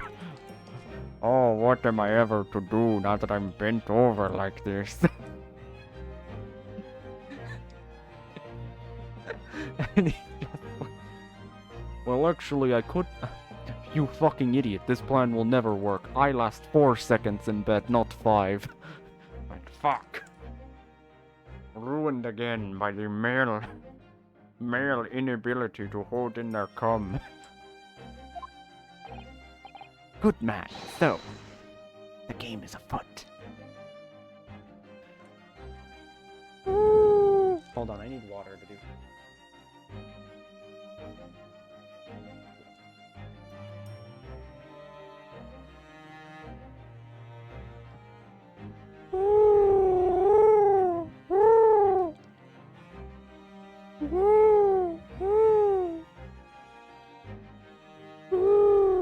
There we go, that's a good one.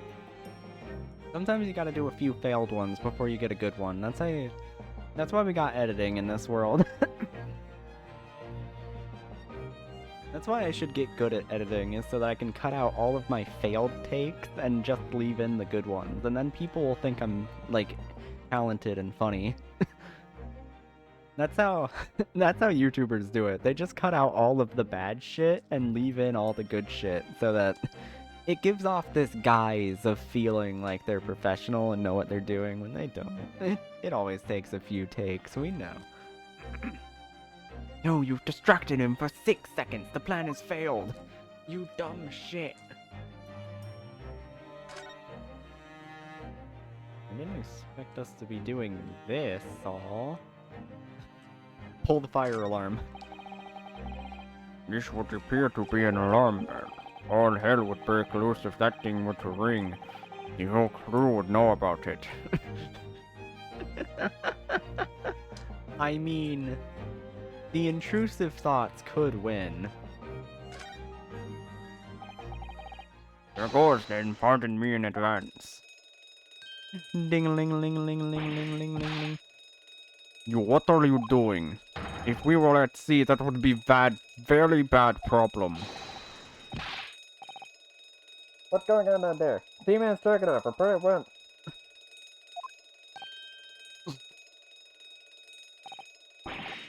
Sorry, sir, nothing to report. It was just stupid trick. No, not by me, by world fame. No, as I told you, it was not by me. No, Shloms, no. Done. Not even 5 seconds, eh? Oh, well, that's a screenshot-worthy moment. Alright, well I feel like they wrote this line specifically to be taken out of context. Now don't stand there gaping at my brilliance, Mikotoba. In we go. Oh, yes. Oh, yes.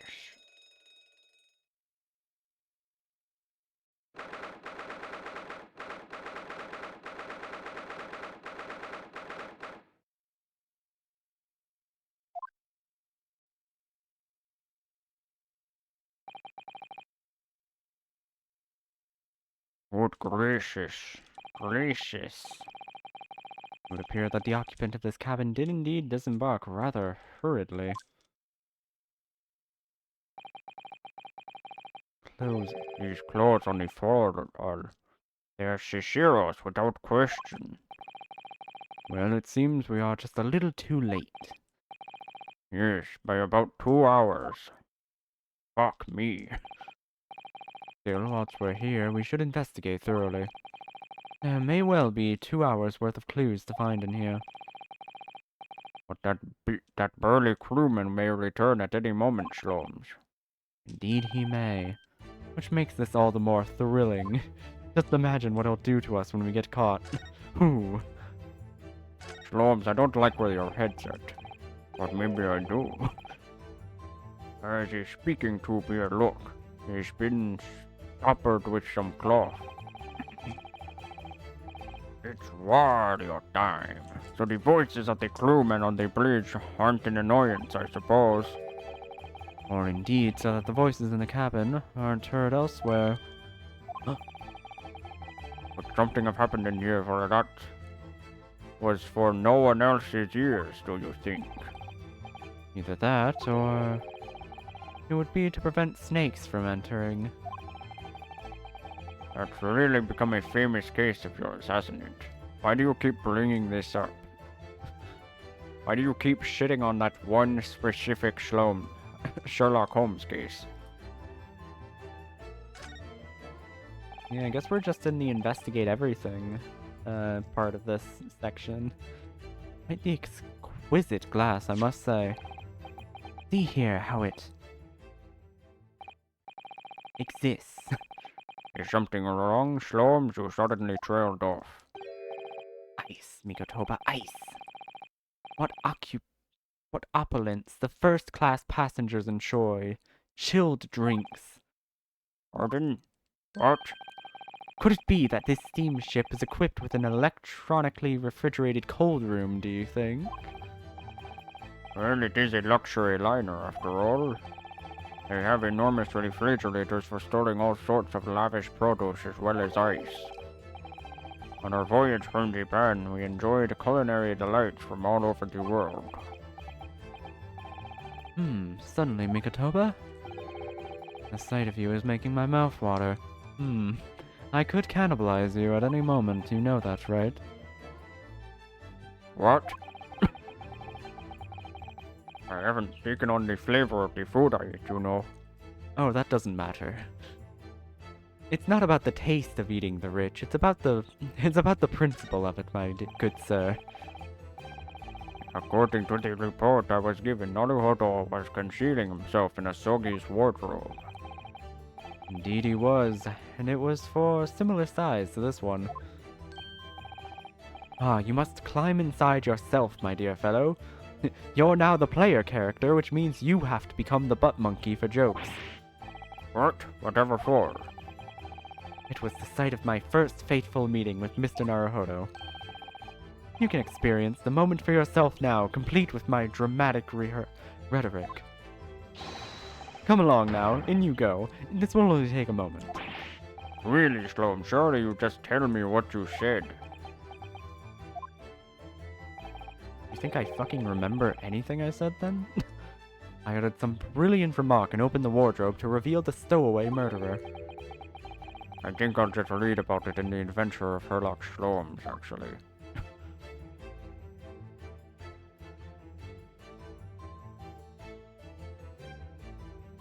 Alright, see what's in the trash bin. This is the waste paper basket, look. There's still rubbish inside. Awesome! I love trash. You want fun? Wario, show you fun. You will pay me $8 more billion to work at my trash. You will get to play with it for 5 minutes before you have to pay again. Indeed, let us pry. I've discovered recently that I have a penchant for exploring the contents of others' waste paper baskets. I sincerely hope only for your work. No, not at all. Anyways, here we have a notice issued to passengers from 3 days ago. Oh, something dropped. Pick it up. Fuck. A little more. A little more. Okay, got it. Okay.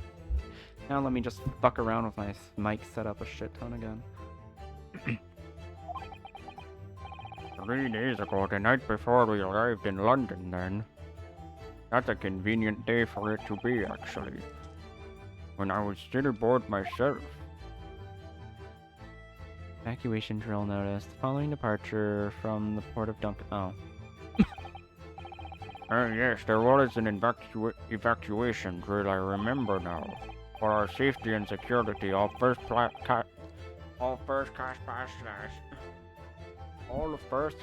bash dash users were constantly under the watchful eye of the crew.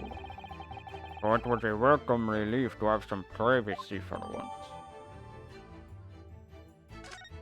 Okay, cool. Thank you. Well, now I gotta look at that.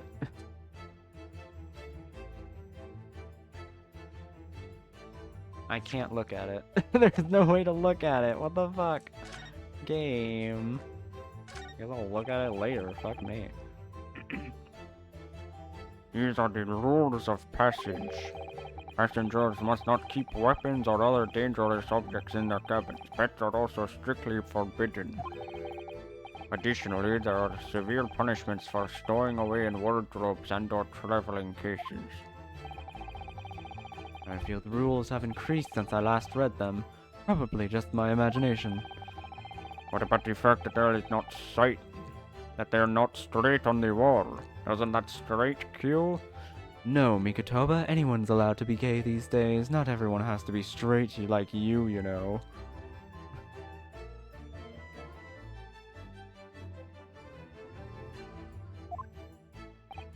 You may be right.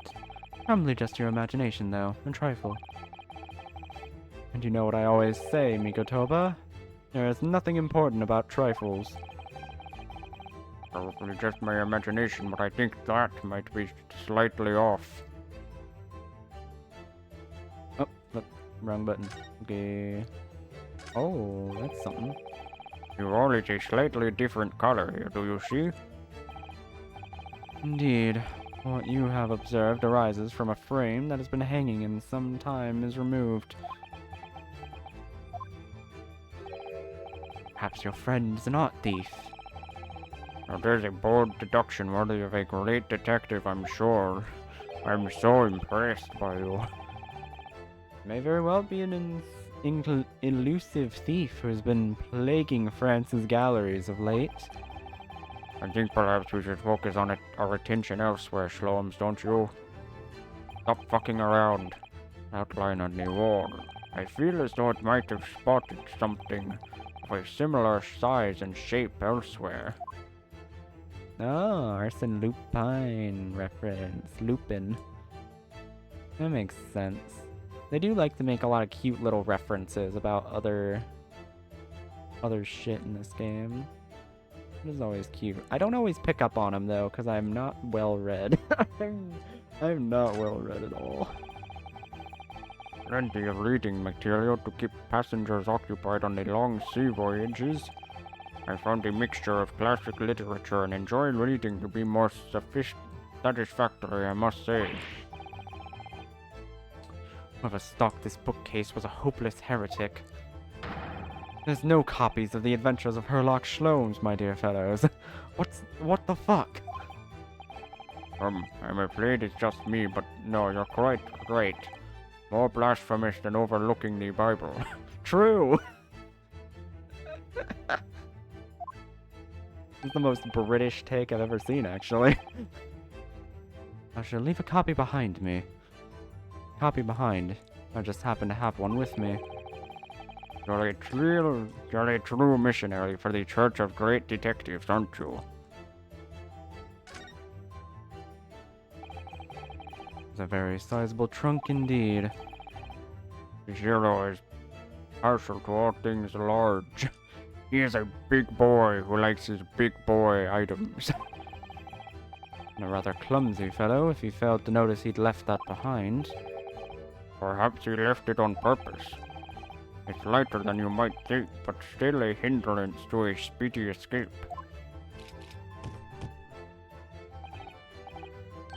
Pity it's locked, so we can't look inside. Surely 5 seconds from now the situation will be quite different, though? Hello?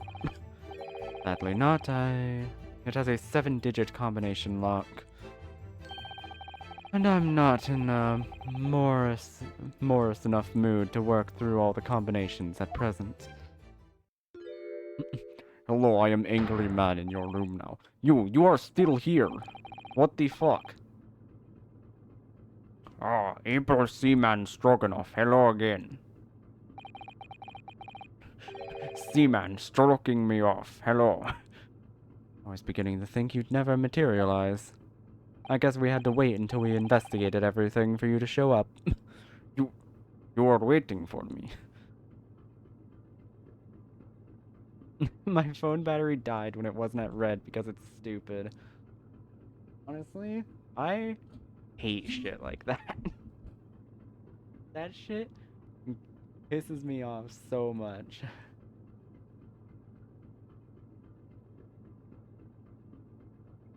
Like, so often it feels like electronics just don't work properly. And it's like, I want to be able to fix them and figure out how to make them work. But I know that if I try, I will make things worse. Oh, they want your piss. Oh, the doctors are into some freaky shit. Alright. Weird. I mean, I'm not judging them or anything, but, you know. At least get someone you know well's pissed. Not like a patient. That's kind of weird. Of course, I was expecting you to burst in with a hearty Russian profanity far sooner. I was in trouble with Captain because of trick you played before. Poor innocent Tachyon. If only I cared about your well-being. It is all your fault. You have fucked me, when I was the one who was supposed to be fucking you. Ship is leaving port soon. Get off now. Of course, we shall just disembark presently, my dear fellow, but first, there's something that must be done. What are you talking about? Why, naturally, the debunking of your deceit and the bearing of the truth. Cockoi. I'm afraid I see through your lies. For one thing, Mr. Jiroku has not yet left this vessel at all. Oh, do you think he is in giant case? I did not think it could fit that man. And for another, my dear Seaman Stroganoff, you know exactly where the man is even as we speak, don't you? Because you have the combination for the trunk on your arm. That's where you wrote it.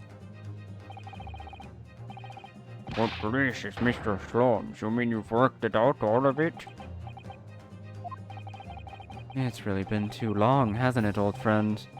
10 years, no less. So, would you care to join me for a dance? With my inanimate logic and reasoning? Nothing would please me more. Get me in there. They can get all the piss they want. Whoa. Prepare the piss cannon. Oh god, she's going crazy with it. Oh my lord. What is this? Oh my god, no, not the spotlight again. We have but minutes until the vessel puts to sea. No games now.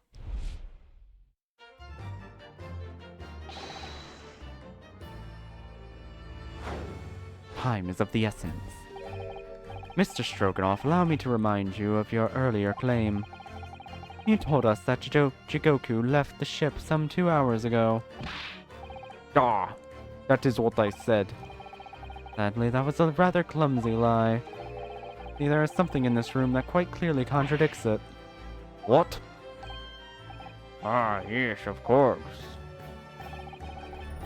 I see you've noticed it too, Mikotoba, then please do take the lead. What in this cabin shows the impossibility of Jigoku having disembarked 2 hours ago? Your observational skills then, Mikotoba.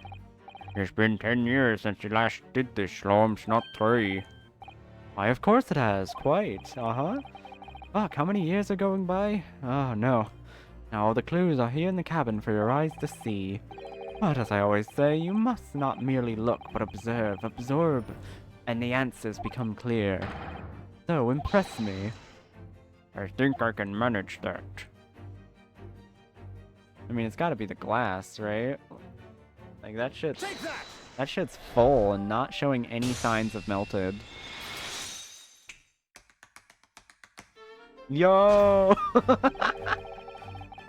Perhaps you should have cleared away that glass. How curious that the ice shouldn't have melted despite it being abandoned for 2 hours.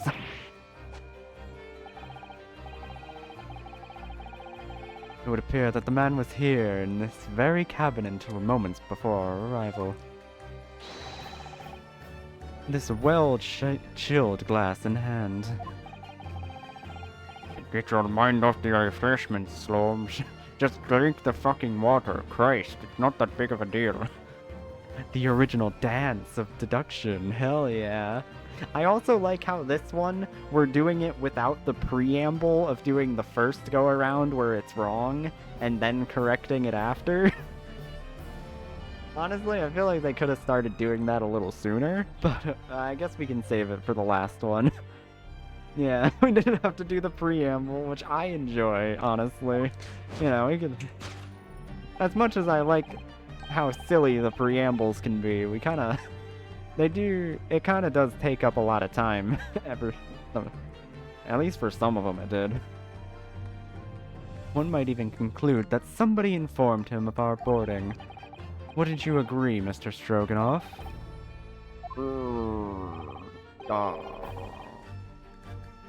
Why would Shishiro run from us?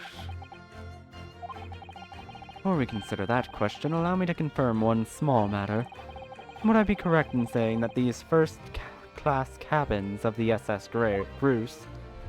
The Bruce is loose! Are the same in which you and Mr. Jigoku were accompanied on your voyage from Japan?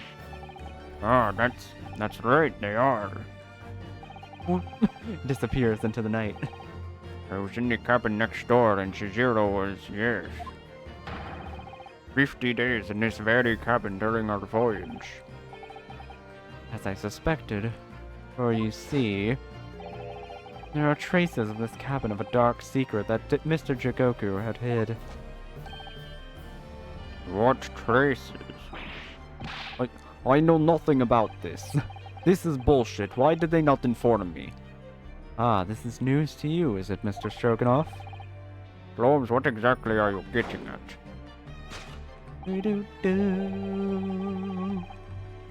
As I said, there are traces in the cabin with some nefarious activity. Something that appears out of place, which I'm quite sure wasn't here. Wouldn't have escaped your notice. Something out of place in here. That's the key to this, Mikotoba. The remnants of the dark deed that took place in here are being masked by something quite innocuous. If only I knew how to speak and pronounce words properly. I must say I didn't foresee ever doing this dance of deduction with you again, Mikotoba. We should make out about it. No, quite, but life is full of unexpected twists and turns. What was that about making out about it? Now then, let's see if I can't uncover the truth there. Yes, you have the floor, my dear fellow. I mean, is it this? The speaking tube? That would be my first thought. Ow. Okay. New games. Now were my words, were they not? Slums, where's the fun in life without a little fooling around, Look, let me fuck around a bit. It's what you do.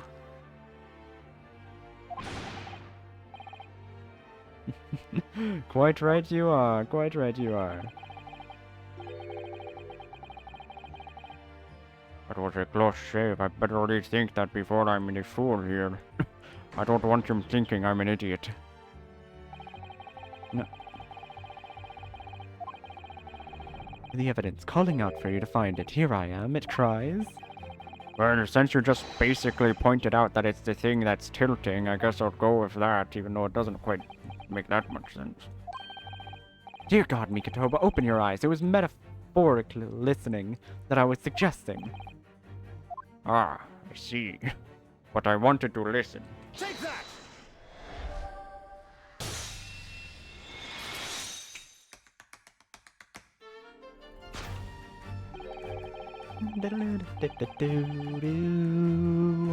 It's the rules of passage in the flame here that's obviously out of place. The way they're hanging crooked on the wall is as if they were put there in a hurry. Yes, I'm sure you already concluded. That frame was originally over there. The shape and size are a perfect match. Ah, you are right. When did frame move? Hardly the most observant of crewmen, are you, Mr. Stroganoff? I would think your captain's quite justified in having his reservations about your reliability. I kill Shloms, man. Oh dear, that really seemed to touch a nerve. So, Mikotoba, why don't you lift that frame off the wall? Bullet hole. That looks like a bullet hole. What? Who has been shooting walls? That is very rude. Do you know how bad the walls would feel knowing you shot them? This wall was good, girl. She did not deserve bullet. I see. The projectile has been removed. Clearly, the careful occupant of this room has already disposed of it. Now then, Mr. Stroganoff. I have the distinct impression that you're attempting to shield said occupant. I don't know what you're talking about. Why would I try to protect Eastern Stranger? Ah, so you're talking about the same man, I see. Good. Oh, fuck. Why is he good at this? Why am I not good at this? I need to get better at talking. I need to outsmart. I need to outsmart funny wolf fox mask man. Because there's some very noteworthy evidence that explains the reason why you're lying for the man. Yes, you've been told to keep up this presence as clearly shown by... I really don't know how to approach this one, Shlomes. Ah, my dear Mikotoba, simply keep first principles in mind. Study your subject from every angle. And I'm quite sure that you'll see it, in fact. I'd put a wager on it. Oh, I'm to glare at the fellow from all sides. Well, I can certainly do that. He is very buff. I enjoy seeing him. Rotate, oh, rotato potato. Chunky arms. DK. Chunky arms. Yeah, it's this bribe that you took, mate. Awesome.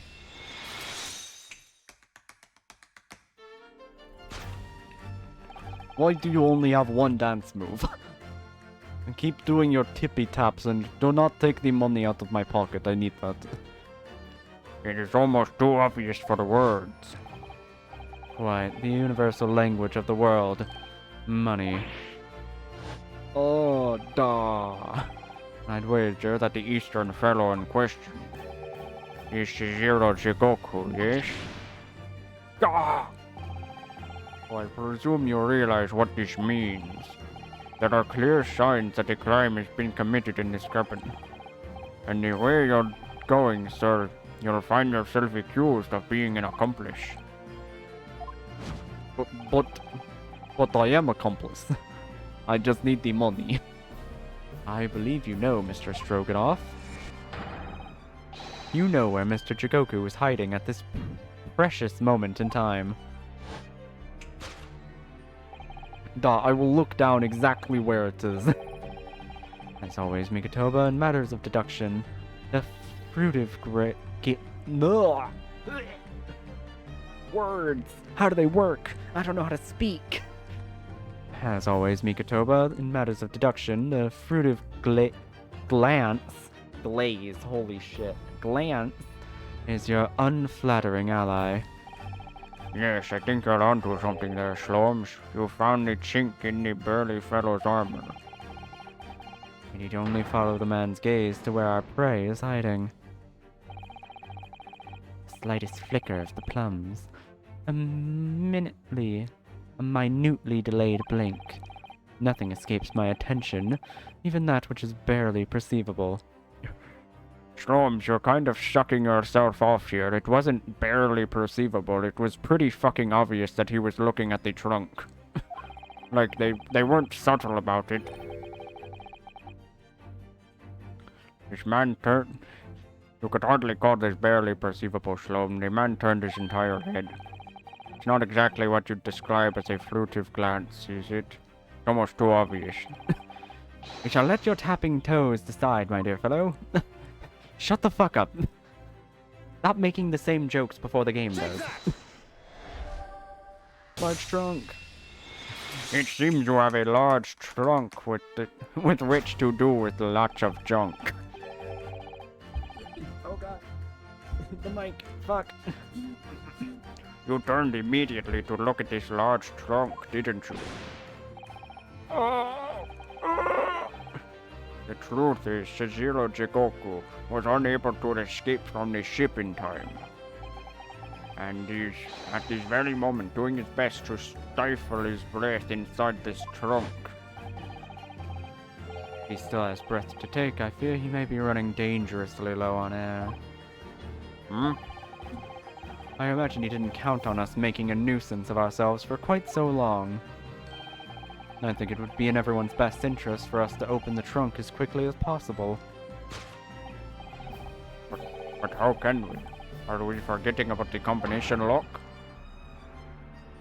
We don't know the 7-digit code. Oh, but it's on the guy's arm. We already know this.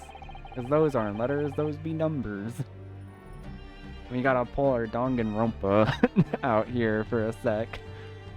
I mean, every mystery novel, every mystery story has done, like, letters being numbers kind of shenanigans at some point. People just really remember 11037 for how objectively stupid it was. Because that one was the opposite. That was number. That was letters pretending to be numbers, which somehow comes off as way stupider than numbers pretending to be letters. No, like, yeah. Combination lock can't be opened from inside the trunk, therefore there must have been an arrangement for somebody to open it after our departure. Of course. In short, before Jigoku hid himself inside the trunk, he must have told somebody the 7-digit number for that lock. As I'm sure you can confirm, Mr. Shroganov. No. I know nothing of this combination code. The slow turn. Don't move a muscle, my good seaman. Oh? Huh? Now, Mikotoba, would you do the honors and open the trunk? How on earth do you expect me? It's a 7-digit number, remember? Quickly now. We have little time.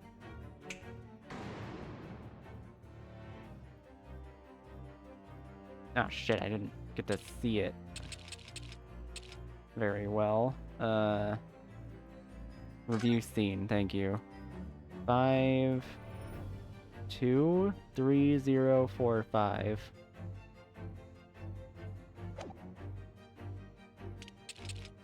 Two 0 3 2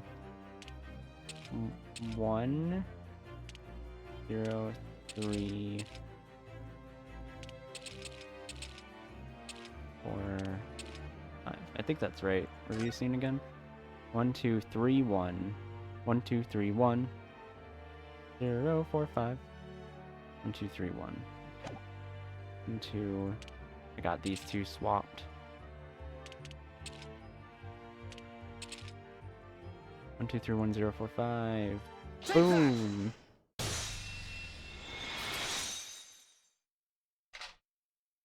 Click.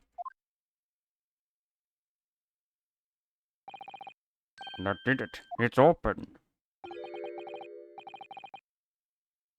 You had the medal, didn't you?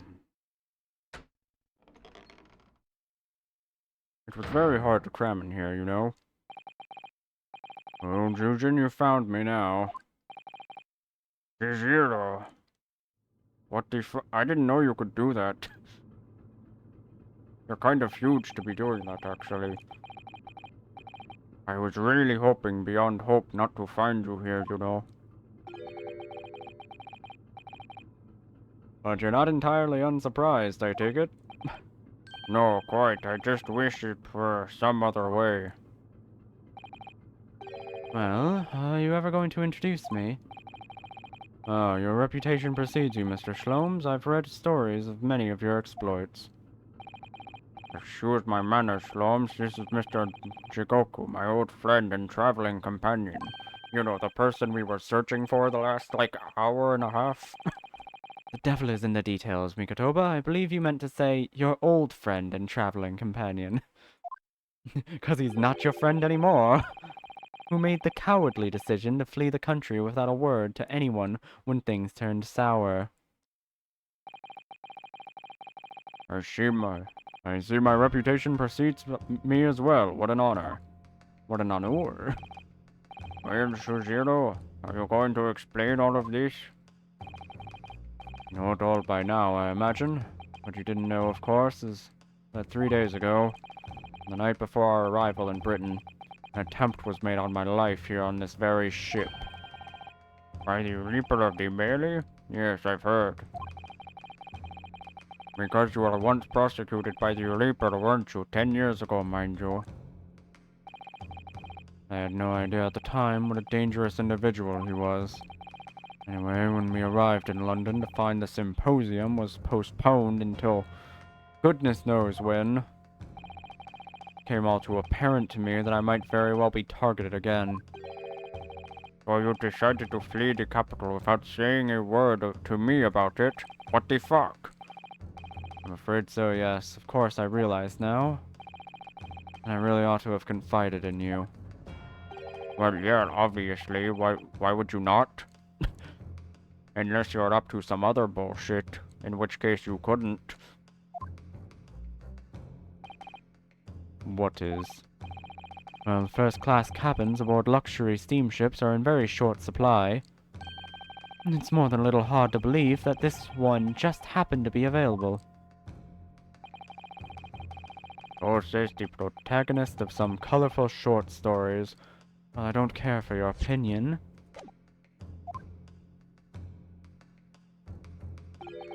The cabin did just happen to be available, so I purchased the ticket and here I am. I've just seen for myself the obvious remnants of the incident in this cabinet. So you've already purchased your return ticket before we even docked in Dover, had you? To prevent anyone else taking this cabin and seeing the evidence, is that it? Eugen, I have nothing to say to you. Don't you be pulling out my lies. I don't like it. Well, in a mere 5 minutes, this ship will set off on its own voyage and not make port again until Italy. I'm afraid we must insist that you disembark with us at once. You have no jurisdiction over my movements. We have this, Shishiro. Take it. What is it? It is a subpoena from the Old Bailey. You're a man of the law. You know what the ramifications of ignoring a document like this from the British courts would be. You came prepared then, Eugen. Come on, let's go. Tick-tock, bitch, we've got places to be. One moment. What is it, Shlomes? Inside Mr. Jigoku's trunk, I found this rather fascinating trinket. What is that, Shishiro? Oh, hold up. I think we know where that comes in if we get... Oh, we can't pull up the court record.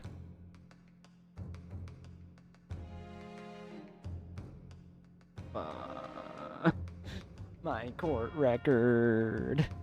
I'll never recover from this. But yeah, I think it goes on to like the little cop toy, probably. Oh, fuck, nope. Or like something along those lines. Or maybe the gun? No, the gun. It was the gun that was like, it was like the little thing was taken off. I can't help you, I'm afraid. Some small component from something. But what, I have no idea. By the look on his face, I think he genuinely doesn't know. She doesn't know. Well, let us pocket it for us as a small souvenir of our brief sovereign in France.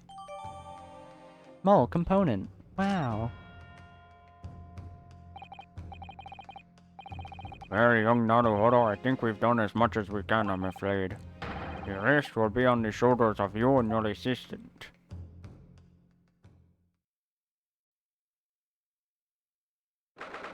Oh, we're back here. Back again and again, coming at you, my friend. I don't know who's supposed to win at this one. Kazuma Asogi, I know you, and I know you wouldn't lie, but still, you've been lying. What the fuck? You're not supposed to do that. You're holding something back. I know more than you're saying.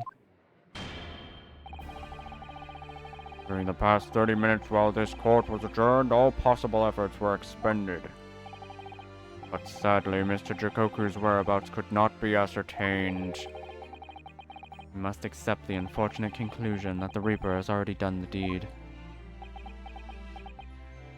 No. Now I slept 10 to 11 hours. Yeah, hopefully you're just fatigue. Hopefully you're fine. Gotta have some hope.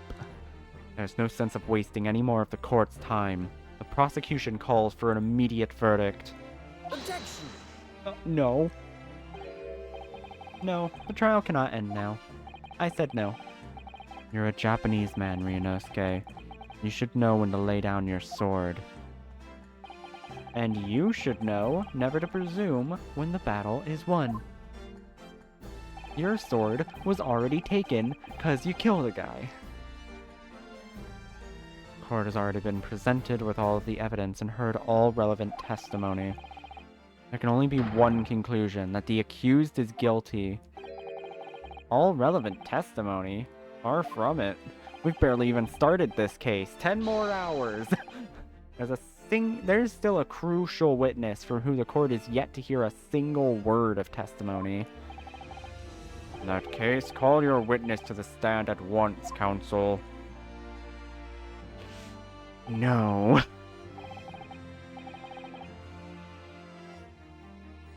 Yes, my lord. Tomorrow. If possible. The witness is already on his way and scheduled to arrive tomorrow. Who on earth is this crucial witness? Shishiro Jigoku. The very man allegedly murdered by the Reaper. Judge Jigoku, you found him? Yeah, we called him up. We're good friends. The investigations of every policing resource in the capital suggest that Jigoku is already dead. How in the name of God did you find the man? This is a good angle, actually. You know what? This is a good angle, especially with him saying, how in the name of God. Like, because he's trying to play God by bossing this whole thing around. Good job. Good camera there. He was located in France during the recess, at the port of Dunkirk. Thanks to one of Mr. Herlock Shlom's famous deductions. Herlock Shlom's? Inspector Gregson almost certainly met with Mr. Jigoku on the night of his death. Because along with Prosecutor Asogi, Gregson was on a mission to assassinate the man. Which means that Shishiro Jigoku is the sole witness who can clarify exactly what happened aboard the SS Groose on the 31st October. Boom. Lick my ball. Well, it would appear that it's too soon to move to agitation at this point. Prosecution concurs. Court must hear Mr. Jigoku's testimony. No judgment should be passed until all testimony has been considered. Little horsey. In that case, I hereby call the end of today's proceedings. Court will reconvene at the same hour tomorrow. No objections from either side. Nope, we're good.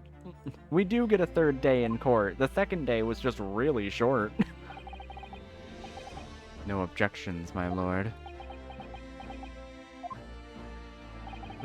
Well, Van Zeeks, we saved you another day. We lived to fight another day. Now you get to suffer in jail for even longer. You're welcome. To be continued. I guess that's all we'll be doing for this one. I mean, this does seem like a very good stopping point, since that will say Investigation part 1. Interesting. We're doing more investigation? Wild. Alright, this is definitely taking a different angle than I thought it would. But, yeah. That was a nice, fun little stream. Just a short one for today. Since, you know, I can only do so much Ace Attorney at once before my voice, like, you can probably hear in my voice how much it's fucking up my throat. Doing all the different voices, it really takes it out of you quicker than you'd think. But yeah, see y'all next time. Hope you had fun. And next time we'll probably, I don't know if we'll finish the game. I think it'll be 2 more streams before we finish the game, if I had to guess. I feel like the next part is going to be way too long for me to do all of it in one go. At least that's what my gut's telling me. And this document I found classifying how long each segment and case takes that I have pulled up as a cheat sheet, just so that I know when best to cut off, like when best to cut off streams. Because, like, it doesn't have any spoilers. It just says, like, oh, this case takes this long to do if you're just, like, going through on auto mode. So it's a good estimation, you know? Oh yeah, the last cases are normally, like, stupid fucking long. But, it seems like for this game, in order to kind of, get around that, they had case 4 and 5 basically be the same case and separate them to make it feel like case 4 and 5 weren't that long. Because if it was all just case 4, this would be fucking dreadful how long it is. But since they, like, cut it up into 2 different chapters, it feels less long. I think that's what they were going for, at least, with this game. Which, you know, it's a smart choice. It's probably the right choice to make. Yeah, see you next time. Bye-bye. Ba-ba-da-ba-dee-bop.